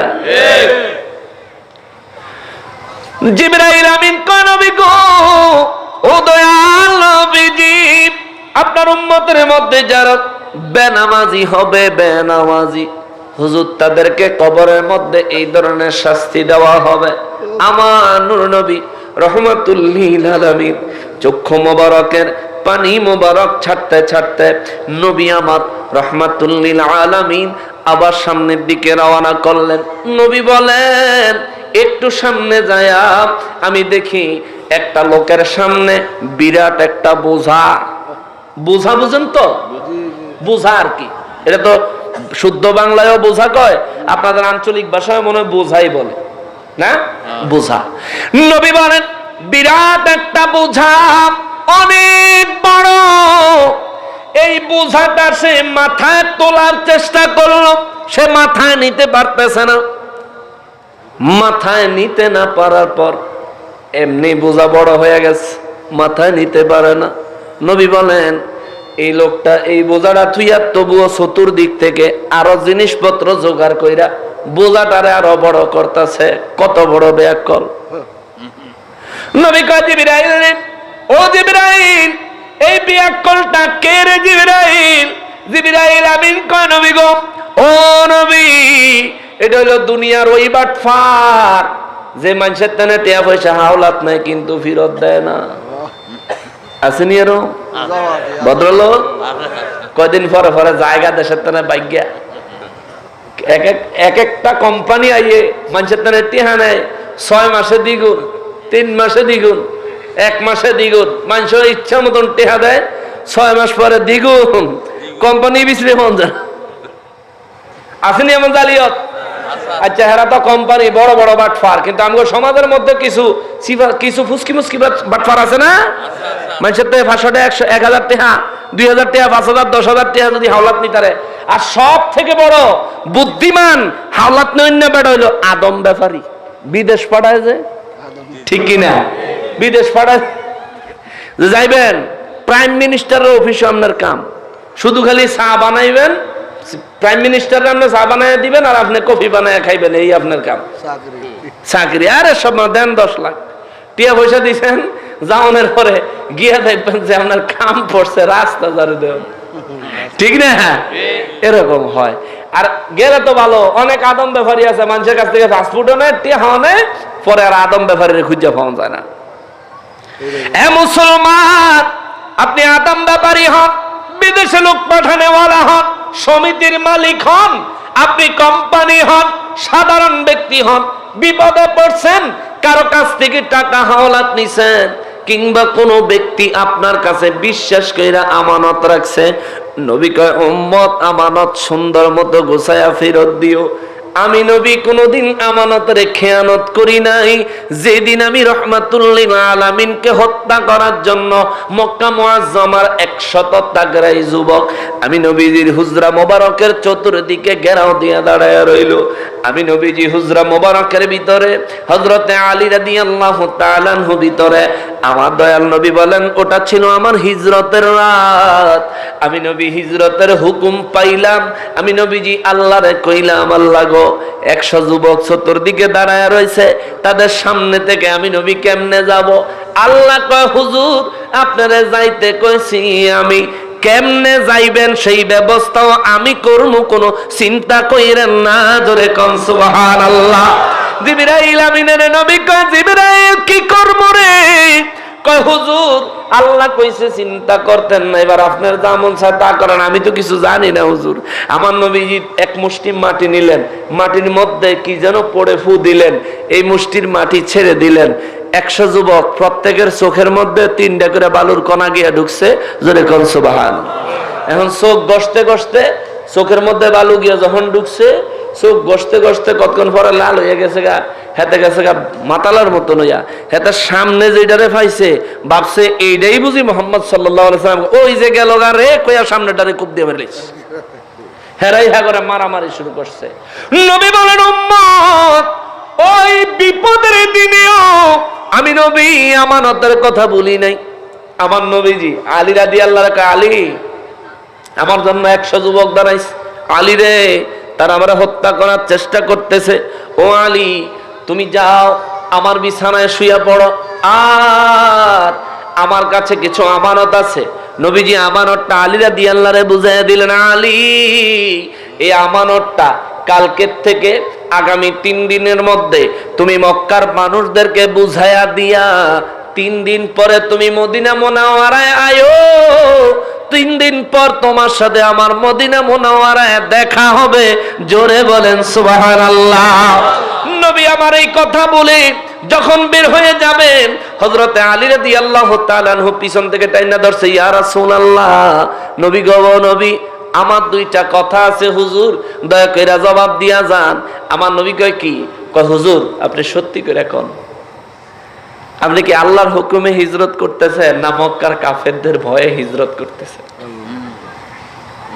আমার নবী কয় কেন আলী? কয় হুজুর আল্লাহ আমারে শেরে খোদা কয়, আল্লাহ আমারে আসাদুল্লাহ লকব দিছে, আল্লাহ সিংহ কইছে। আপনি যদি কাফেরদের ভয়ে মক্কা ছাড়েন হুজুর, আপনার 2টা কদমে ধরি, আপনি দয়া করে এখানে বসেন, আমি এক্ষণ বাইরে যাব, 100 যুবকের মাথা আপনার কদমে হাজির করব। নবী কয় আলী পাগলামি করিস না, আল্লাহ হুকুম দিছে যাইতাম। কয় হুজুর তাইলে আরেকটা কথা। কি? কয় আপনি 100 যুবকের তরবারির সামনে আমারে থুইয়া যাইতাছেন আর কইতাছেন 3 দিন পরে আমি মদিনা মুনাওয়ারায় আইতাম। তার মানে আমি আলীর বিশ্বাস আগামী 3 দিনের মধ্যে আমি আলীর একটা ফসমও কেউ বেহা করতে পারবো না। সুবহানাল্লাহ। হুজুর আগামী 3 দিন আমি বাঁচমু, এই খবর যেই নবীর কাছে আছে, মদিনা মুনাফফারায় আমি যামু, এই খবর যেই নবীর কাছে আছে, আমার বিশ্বাস, আমার আকীদা, আমি কবে মরমু এই খবর এই নবীর কাছে আছে। সুবহানাল্লাহ। কেউ আমি কবে মরমু আমার কাছে খবর আসেনি? আপনার কাছে আসেনি? উদ্বোধক সাহেবের কাছে আছে নাকি? নাই। কি কোন এত বড় একটা মাহফিলের উদ্বোধক আপনি তাও নাই? আমার সভাপতি সাহেব কো? হ্যাঁ হ্যাঁ, সভাপতি সাহেব নাই। মাহফিলের সভাপতি হয়েছে, তাও বেটার কাছে মৌতের খবর নাই। আমি মাননীয় প্রধানমন্ত্রীর কাছে তো থাকবো, আছে নাকি? আছে। যারা বলে নবী ইলমে গায়েব জানে না, তাদের কাছে আসেনি? বলেন, তাদের কাছে আছে? তারা কবে মারা যাইবো এই খবরটা তাদের কাছে আছে? আলী রাদিয়াল্লাহু কয়, হুজুর আপনি কইছেন না মদিনাতুল ইলমি ওয়া আলিয়ুম বাবুহা, আপনি কইছেন ইলমের শহর বলে আপনি, সেই শহরের দরজা বলে আমি আলী। আপনি কইছেন 3 দিন পরে আমি মদিনা মুনাফফারায় আইতাম, সেখানে আইলে বেলা দেখা হইব। আমার বিশ্বাস, আমি কবে মরমু এটা আপনি জানেন? আপনি আজকে এটা কইয়া এরপরে যাইবেন, নইলে যে জামা ধরছি ছাড়মু না। আমার নবীজি আলী রাদিয়াল্লাহু টান দিয়া বুকের সাথে জড়াইয়া কপাল একটা চুমু দিয়া কয়, আলী যেদিন তোমার এই দাড়ি সাদা দাড়ি লাল হবে সেদিন তোমার ইন্তেকাল হবে। আলী রাদিয়াল্লাহু যেদিন ইন্তেকাল করেন, নামাজের সেজদা অবস্থায় মুনাফিক তার গলায় ছুরি চালাইয়া দিছে, ফিনকি দিয়া রক্ত মোবারক বের হয়ে যখন তার দাড়ি মোবারক লাল হয়ে গেল, আলী রাদিয়াল্লাহু তাআলা আনহু মৃত্যুর সময় কে মারলো, কে শহীদ করলো ওদিকে না তাকায়া মুস্কি একটা হাসি দিয়া মুনাফিকের কয়, আজকে আমার নবীর ইলমে গায়েব বাস্তবে প্রমাণ হয়ে গেল। সুবহানাল্লাহ, আল্লাহু আকবার, ইয়া রাসূলুল্লাহ, ইয়া রাসূলুল্লাহ, জিন্দাবাদ, জিন্দাবাদ। এ মুসলমানের এই কথাটা তুলে আনার উদ্দেশ্য হলো, রে বাবা, আমার নবী বলেন, উম্মত শিক্ষা গ্রহণ করো, যত বড় বিপদ হোক, যত বড় মুসিবত হোক, যাই হোক না কেন রে উম্মত, আমানতের খেয়ানত কখনো করবি না, আমানত ঠিকমতো আদায় করে দিবি। কেননা মুনাফিকের আলামত হলো 3টা। ইজা হাদ্দাসা কাযাবা, মুনাফিক মিথ্যা কথা সব সময় বলে। ওয়া ইজা ওয়াদা আখলাফা, মুনাফিক ওয়াদা সব সময় খেলাফ করে। ওয়া ইজা তুমিনা খানা, মুনাফিক সব সময় আমানতের খেয়ানত করে। উম্মত আমানতের খেয়ানত কইরা মুনাফিকের খাতায় নাম লেখাইস না। তাই বলে আপনারা যদি কোন হুজুর কালকার থেকে যদি হাওলাত বরাদ নেন, লেনদেন করন, ঋণ করন যদি বন্ধ কইরা দেই, তাহলে তো আমরা অনেকেই আছে চলতে পারবো না। নিবেন, সময় মতো দিবেন, সময় মতো দিতে না পারলে আগেই যাইয়া পাওনাদারের সাথে যোগাযোগ করবেন, ভাই কইছিলাম তো কালকে দিব বা পরশুদিন দিব, ভাই আমার জোগাড় হয় নাই, দিতে পারবো না, দয়া করে আরো কিছুদিন সময় দেন। কিন্তু দুঃখের বিষয় হলো, আমাদের দেশে টাকা যখন নিতে আসে, যখন হাওলাত নিতে আসে, তখন ওই ব্যক্তির মতো অসহায় কোনো ব্যক্তি সমাজে দেখা যায় না। টাকাটা নিতে পারলে হের মতন জমিদার আর খুঁজা পাওয়া যায় না, ঠিক কি না? টিয়াটা নিতারলে মায়ু ঘুমায়ু, এবার কথাই শোন যায় না। রাস্তার উপরে দেখলে যদি কোন, ভাই আমার তো বড় বিপদ, আপনার বিপদ ছাড়াইছি, আমার টেয়াটা দেন। কে আপনার কি মান সম্মান নাই? হেই মিয়া, টেয়া লইয়া কি বাইতে গেছি কেন কি গ্রামের তো জামুগা, দেশের থেকে গেছি, আপনার টেয়া দিতাম না, না করছেন কি? রাস্তার উপরে আমার শরম দিলেন, মান ইজ্জত হানি করলেন। মানে যে বেটা টেয়া দিছে হে বেটা একটা অপরাধ করছে। এরকম অবস্থা আপনাকে এই গ্রামও চলেনি, এই গ্রামও আছে এটি। আহা আহা, এ মুসলমান, এগুলি কইরেন না। নবী বলছেন, যে ব্যক্তি আমানতের খেয়ানত করে, আমানত নিয়া আদায় করে না, বরং আরো বেশি করে নেয়, খালি হাওলাত করে। যার কাছে দুই কয়টা টেহা দেহে, হের কাছে গিয়ে হাতে হাওলাত করে, করতে করতে দেখা যায় হের সম্পত্তি যা আছে তার থেকে 4 গুণ ঋণ করে বই রয়েছে। এরকম মানুষ আছে না ভাই? এটা কু অভ্যাস, এটা বদ অভ্যাস, এটা শয়তানের ওয়াসওয়াসা। খবরদার, এটা কইরেন না। নবী কয়, যদি এমন করো তাইলে কিয়ামত, তুমি মারা যাওয়ার পর তোমার উপর বিরাট একটা বোঝা চাপাইয়া দিব। এই বোঝা তুমি আলগাইতে পারবা না, আরো মাল সামান আইনা বোঝার ভিতরে ঢুকাইতে থাকবো। আস্তে আস্তে তোমার মাথার বোঝা বড় করব, তুমি আলগাইয়া বোঝা লইতে পারবো নি। হে চিন্তা করো। আমার নবীজি বলেন, এক সময় ফেরেশতারা দইরা তার মাথাত বোঝা উঠাইয়া দিলে বোঝার বারে হ্যাঁ মাটির নিচে ঢুকিয়া যায় বগা জোরে কর নাউজুবিল্লাহ। এত ভার। মেরাজের রাতে আমার নবী এটা দেখলেন। নবী আমার রাহমাতুল লিল আলামিনের সাহাবী হযরত আবু হুরায়রা রাদিয়াল্লাহু তাআলা আনহু থেকে বুখারী শরীফের সনদে আরেকটা হাদিস শরীফ পাওয়া যায়। বুখারী শরীফের সূত্রে হযরত আবু হুরায়রা রাদিয়াল্লাহু তাআলা আনহু বলেন, কবর আযাব সম্পর্কে যদি বলি, একদিন আমার নূর নবী রাহমাতুল লিল আলামিন ফজরের নামাজের সময় ফজরের নামাজ আদায় করলেন, নামাজে সালাম ফিরালেন। সালাম ফিরায়া আমার নূর নবী রাহমাতুল লিল আলামিন প্রতিদিনের মতো আমাদেরকে জিজ্ঞেস করলেন, ও সাহাবীরা, তোমরা কোন আজকে রাতে কেউ কোন স্বপ্ন দেখছনি? জোরে কন্যা সুবহানাল্লাহ। নবীজি রাহমাতুল লিল আলামিন প্রতিদিন ফজরের নামাজের পর সাহাবায়ে কেরামের জিজ্ঞেস করতেন, আজকে তোমরা কেউ কোন স্বপ্ন দেখছনি? যদি কেউ স্বপ্ন দেখতো স্বপ্নের কথা নবীজির কাছে বলতেন। বলার সাথে সাথে আমার নবীজি রাহমাতুল লিল আলামিন ওই ব্যক্তির স্বপ্নের সুন্দর তাবির ব্যাখ্যা করে দিতেন। ব্যাখ্যা মোতাবেক রেজাল্ট হতো। আবু হুরায়রা রাদিয়াল্লাহু তাআলা আনহু বলেন, হঠাৎ করে একদিন আমার নবীজি আমাদেরকে রীতিমতো প্রতিদিনের মতো আমাদেরকে জিজ্ঞেস করলেন, ও বাবারা, আজকে তোমরা কেউ কোনো স্বপ্ন দেখছনি? সব সাহাবীরা একে একে বলল, না হুজুর, না গো ইয়া রাসূলুল্লাহ সাল্লাল্লাহু আলাইহি ওয়াসাল্লাম, আজকে আমি কোনো স্বপ্ন দেখি নাই। একে একে সবার বলা শেষ হয়ে গেলে আমার নূর নবী রাহমাতুল লিল আলামিন কয়, শোনো, আজকে আমি নবী একটা স্বপ্ন দেখছি। জোরে বলেন সুবহানাল্লাহ। নবীদের স্বপ্ন ওহী, নবীদের স্বপ্ন ওহী, নবীদের স্বপ্নকে ছোট করে দেখার কোনো সুযোগ। নবী কয়, সাহাবীরা রে, আমি নবী একটা স্বপ্ন দেখছি। ইয়া রাসূলুল্লাহ সাল্লাল্লাহু আলাইহি ওয়াসাল্লাম, হুজুর যদি আপনি ভালো মনে করেন আমাদেরকে বলেন। আমার নবী বলেন, উম্মত, ও সাহাবীরা শোনো, আমি স্বপ্ন দেখলাম দুইটা লোক আমার কাছে আসলেন, আয়েশা আমার হাতে ধরে আমার একটা পবিত্র জায়গায় নিয়ে গেলেন। পবিত্র জায়গায় নিয়ে গেলেন। ওই পবিত্র জায়গায় যায়া আমি দেখলাম হঠাৎ করে একজন লোক উপর হয়ে শোয়া, আর একজন লোক হাতে হলো করাত। করাত চিনেন তো? গাছ কাটে, কাঠ কাটে যে করাত, লোহা কাটে যে করাত।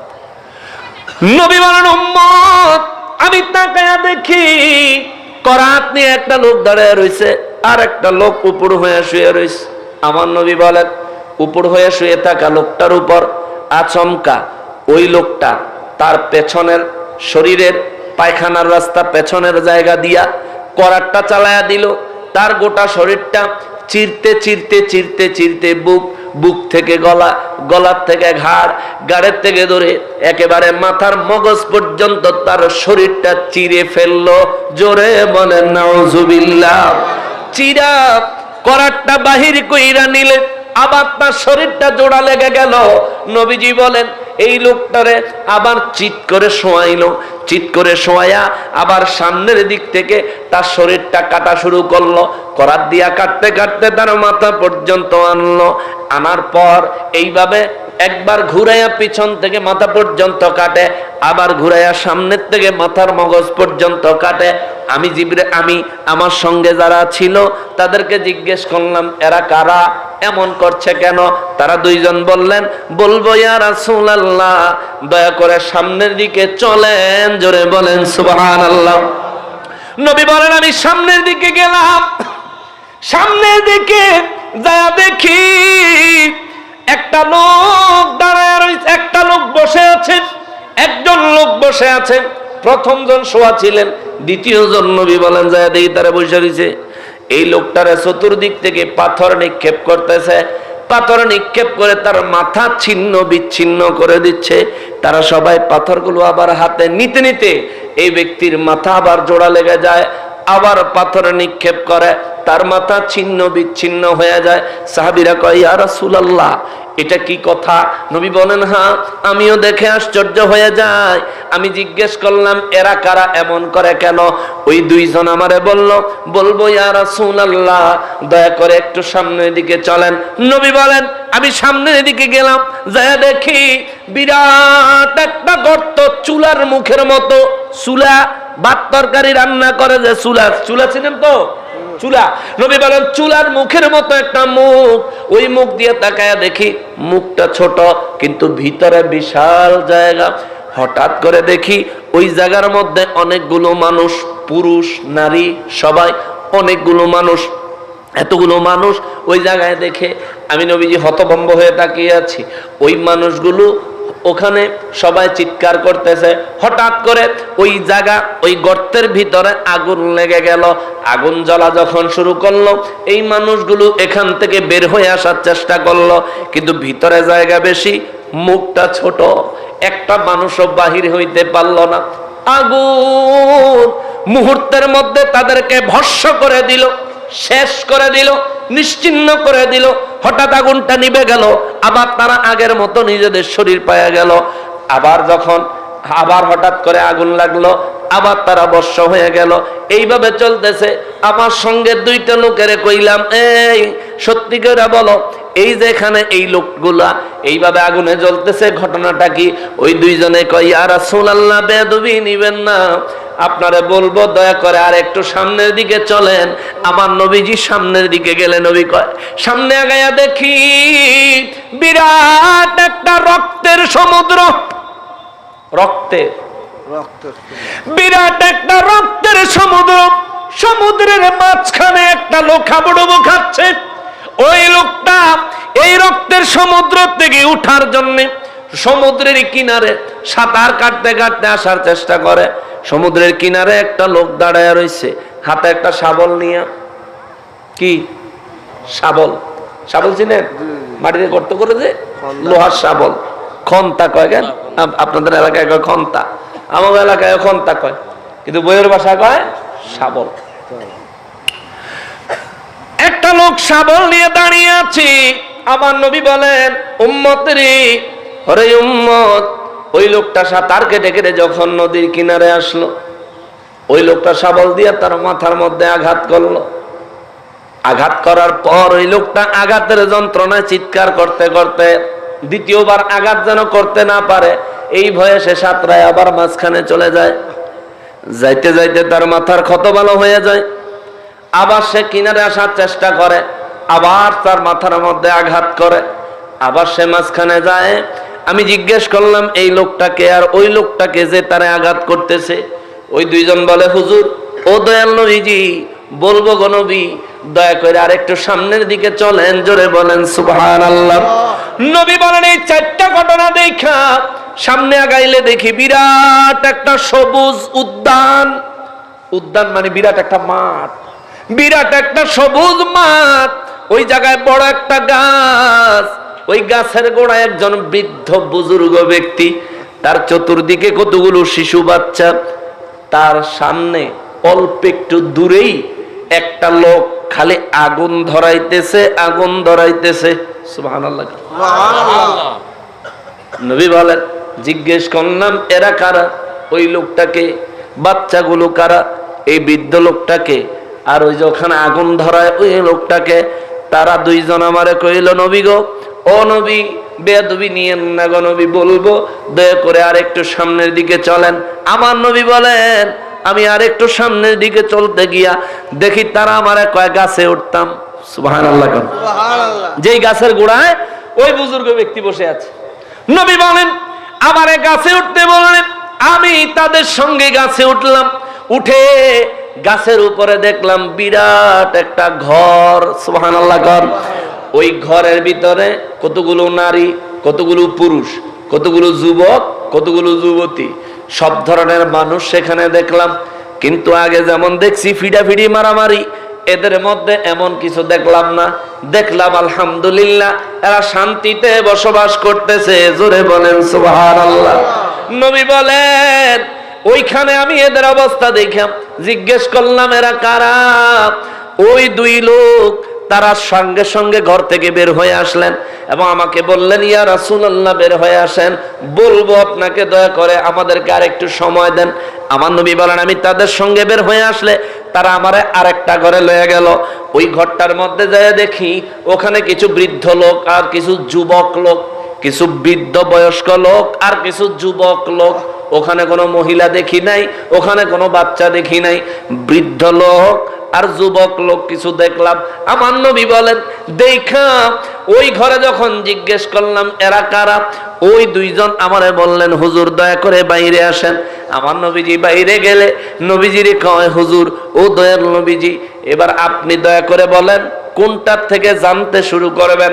নবী বলেন, এক নম্বরে জানতাম চাই তোমরা দুইজন কারা, জোরে কোন সুবহানাল্লাহ। তোমরা দুইজন কারা, আমার যে এত ঘুরান ঘুরাইলা? দুইজনে ডাইক্কা কয়, নবী গো, ওগো দয়াল নবীজি, আমি হইলাম জিবরাইল আর আমার সঙ্গে হইল মিকাইল।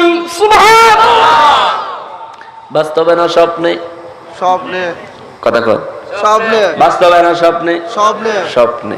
নবীদের স্বপ্ন বহি, কথা বলেন ঠিক কিনা?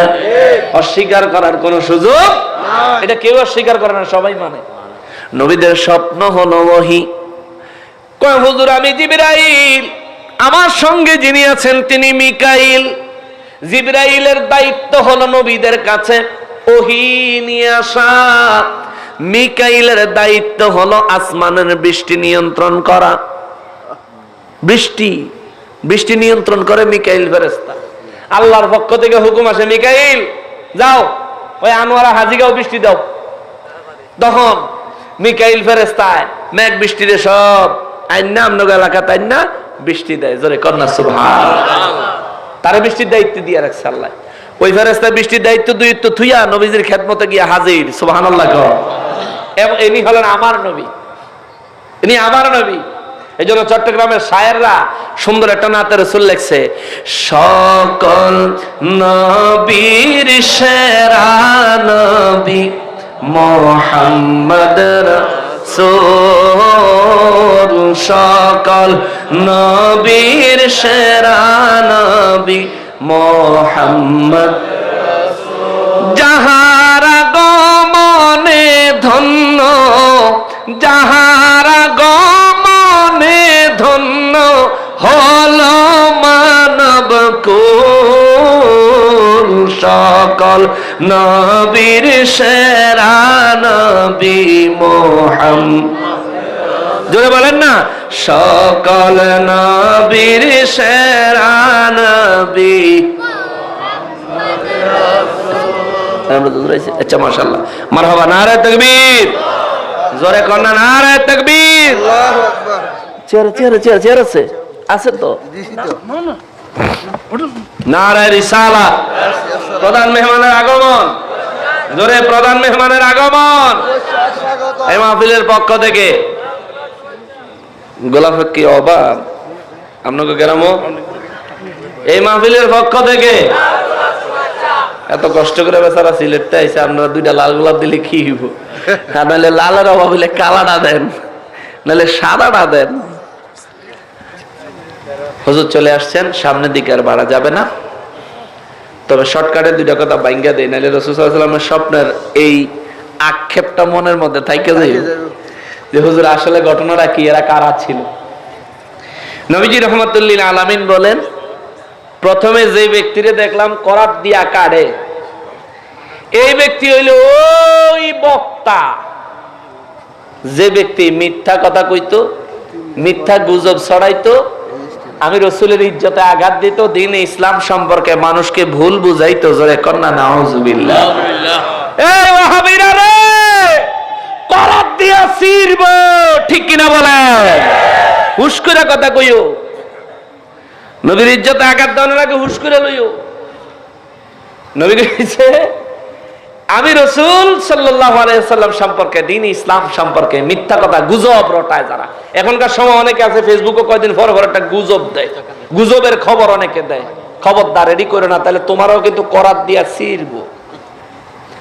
যতক্ষণ পর্যন্ত নিশ্চিত না হইবা কোনো ব্যাপারে, ততক্ষণ পর্যন্ত এগুলি ফেসবুকও একজনের তো আইসে, তাতে কি হয়েছে তুমি শেয়ারও করো না, দেখছো আর কি তুই দাও, কনফার্ম হইবা তখন তুমি দাও। তাও দেওয়ার আগে চিন্তা করো যে এটা ইসলামে কোনো আঘাত করবনি, নিজেদের মধ্যে সম্পর্কে কোনো ধরনের ক্ষতি সাধন করবনি, এই ধরনের চিন্তা ভাবনা কইরা তারপরে কাম করো। হুদা পাগলামি করো না, জেল খাইতো না। আল্লাহ তাআলা বুঝার তৌফিক দেন, জোরে কোন আমিন। বেশি কিছু কম যাইতো না, এটা তো বুঝতেছেন নাকি? আচ্ছা, এরপরে নবীজি রহমাতুল্লিল আলামিন বলেন, যে ব্যক্তির মাথা পাথর দিয়ে ছিন্ন বিচ্ছিন্ন করে দিচ্ছিল, আমার দয়াল নবী রহমাতুল্লিল আলামিন বলেন, এই ব্যক্তি হচ্ছে তারা যারা কোরআনের ইলম শিক্ষা করছে, ঠিক মতো আমল করে নাই, রাতের বেলা কোরআন তেলাওয়াত করে নাই, তাকে মাথা ছিন্ন বিচ্ছিন্ন করে দিচ্ছে, জোরে কোন নাউজুবিল্লাহ। 3 নম্বরে নবী বলেন, যাদেরকে দেখছি চুলার মতো মুখ, গুহার ভিতরে আগুন জ্বলতেছে, এরা সব জিনাকারী। নাউজুবিল্লাহ। আমরা কেউ জিনা করি না? কোনদিনও না। করি না। তবে হ্যাঁ, এমন কিছু জিনা আছে যেগুলো আমরা জানি না যে এটা জিনা, কিন্তু আমরা এটা অহরহ করতেছি। কিন্তু ভাই জেনাত যাইও না, ও ভাই জেনাত যাইও না। নবী বলেন, উম্মত যে ব্যক্তি জেনায় লিপ্ত হবে মারা যাওয়ার পর, আমার নবী বলেন ওই ব্যক্তিরে আল্লাহ এই এক জায়গাত নারী পুরুষ দুটোটার একখানা চুলার ভিতরে ডুবাইয়া ইচ্ছা মতন ফোড়াইব। ফোড়ানিও কারে আগুনটা ধরবো, মুহূর্তের মধ্যে শরীরের গোশত হাড্ডি রক্ত সব জ্বললা ভস্ম হয়ে যাইব, এক কথা অদৃশ্য হয়ে যাইব, জোরে কর নাউজুবিল্লাহ। একটু আগুনের মধ্যে হাত রাখুন যায়নি? রাখতে পারবে? একটু আগুনের মধ্যে হাত, একটু আঙ্গুল রাখা যায় না। 2 সেকেন্ড থাকলে ফসমডি ফুটে যায়, 5 সেকেন্ড থাকলে চামড়াটা ফুটে যায়, ঠিক কিনা বলেন? এটা দুনিয়ার আগুন, জাহান্নামের আগুনের ধোঁয়া, জাহান্নামের আগুনের ধোঁয়া। সেই জাহান্নামকে ভয় করেন। নবী বলেন 4 নম্বরে যে ব্যক্তিরে দেখলাম ওই যে রক্তের সমুদ্রে ডুবে রয়েছে, মনে আছে নি আপনি? রক্তের সমুদ্রে ডুবে রয়েছে, কিনারো আইতো ছায়া শাবল দিয়ে বাড়ি দেয়। নবী গো, এই লোকটাকে আমার নবীজি বলেন এই লোকটা হইল সুদখোর। সুদের ব্যবসা আসেনি এই গ্রামে? সুদের ব্যবসা করিয়া আসেনি? আছে। এই সুদখোর ভাই, কেউ যদি এমন ব্যবসা করেন, আপনারে কষ্ট দেওয়ানোর লেগে না ভাই, আপনাদের বুঝানোর লেগে কই, আপনি মরলে আপনার কবর এই সাজাটা চালু হইব। এই কঠিন বিপদ আপনি মরলে পড়বেন ভাই। ফাললে কর্জে হাসানা দিয়ে সাহায্য করেন, না ফাললে জুত করে বইয়ে থাকেন। আপনি যদি কেউরে হাওলাত বরাত না দেন, এটার লেগে কোনো আপনি জেল জরিফানা হইতো না। কিন্তু যদি সুদ করেন, সুদে দেন, তাহলে মরার সাথে সাথে আপনি জেলখানার কয়েদি আসামি, ঠিক কিনা বলেন? তারপর রয়েছে বৃদ্ধ লোক। নবী বলেন ওই বৃদ্ধ লোকটাকে বলে, হুজুর ইনি হলেন হযরতে ইব্রাহিম আলাইহিস সালাম, জোরে বলেন সুবহানাল্লাহ। শিশু বাচ্চারা, নবীজি বলেন পৃথিবীতে ছোট ছোট বাচ্চারা যারা মারা যায়, এই বাচ্চাগুলো ইব্রাহিম নবীর কাছে আইসা জমা হয়, এদেরকে ইব্রাহিম আলাইহিস সালাম আল্লাহর কালাম শিক্ষা দেয়, জোরে কর সুবহানাল্লাহ। তো এই যে ইব্রাহিম নবী আর বাচ্চাদের ওই দূরে যে একটা লোক আগুন জ্বালাইতেছিল, ওই লোকটাকে জিবরাইল আমিন কয়, হুজুর এই লোকটা হইল জাহান্নামের দারোগা মালিক ফেরেশতা। সে ওখানে আগুন জ্বালায়া এটাই বুঝাচ্ছে যে এখানে আগুন, এখানে সবুজ উদ্যান, ইব্রাহিম আলাইহিস সালামের সোহবত এবং জান্নাতের ব্যবস্থা। এহেন আইলে আগুনও জ্বলবি, হেন গেলে জান্নাতও থাকবি। হুজুর আপনার উম্মতেরে কয়ে দিয়েন তারা যেন জান্নাতের রাস্তা ধরে, জাহান্নাম থেকে বাঁচার যেন চেষ্টা করে, জোরে কর না সুবহানাল্লাহ। হয়তো ঘরের ভিতরে যে গেলাম, ঘরের ভিতরে বলে হুজুর ওইটা হইলে আপনার উম্মতের মধ্যে যারা ঢালাও ভাবে জান্নাতি হবে, আপনার ওই উম্মতদের থাকার জায়গা আল্লাহ আপনারে দেখানোর জন্য আমার ঘরে পাঠাইছে, জোরে কর না সুবহানাল্লাহ। তো আরেকটা ঘরে যে গেলাম, হেন কোনো মহিলা নাই, যুবক আর বৃদ্ধ লোক। বলে হুজুর এরা হইলো পৃথিবীর মধ্যে দ্বীন ইসলামের জন্য যারা শাহাদাত বরণ করেছে, এটা হলো শহীদদের জন্য সর্বোত্তম জান্নাত, জোরে কর না সুবহানাল্লাহ। মুসলমান, আমার প্রিয় নবীজির এই স্বপ্ন মোবারকের মাধ্যমে, এই ওহির মাধ্যমে আমার দয়াল নবীজি এবং স্বয়ং রব্বুল আলামিন ফেরেশতাদেরকে দিয়া আমাদের মাঝে একটা নিউজ দিছে, আমাদের মাঝে একটা ইম্পর্টেন্ট মেসেজ দিছে। বান্দা, বান্দারে সব দিছে তো করে আমি, তুই অভাবে আছো, তোর অভাব মোচন করতে পারি আমি, আর কেউ না। আমি চাইলে তোর অভাব মুছবো, আমি চাইলে তোর বিপদ যাইব, আমি চাইলে তোর রোগ আরোগ্য হইব, ঠিক কিনা বলেন? অতএব আল্লাহর ভয় অন্তরে রাখতে হবে, প্রিয় নবীজির পূর্ণ মহাব্বত অন্তরে রাখতে হবে, অন্যায় কাজগুলো ছেড়ে দিতে হবে। কবরের আযাব বড় কঠিন বাবা, বড় কঠিন কবরের আযাব, বড় কঠিন। নবী বলেন মুমিন হোক, মুনাফিক হোক, কাফের হোক, প্রত্যেকে কবরে গেলে কবর তারে চাপ দিব। সুবহানাল্লাহ, চাপ দিব, চাপ। হুজুর কাফেরদের চাপ কেমন হবে?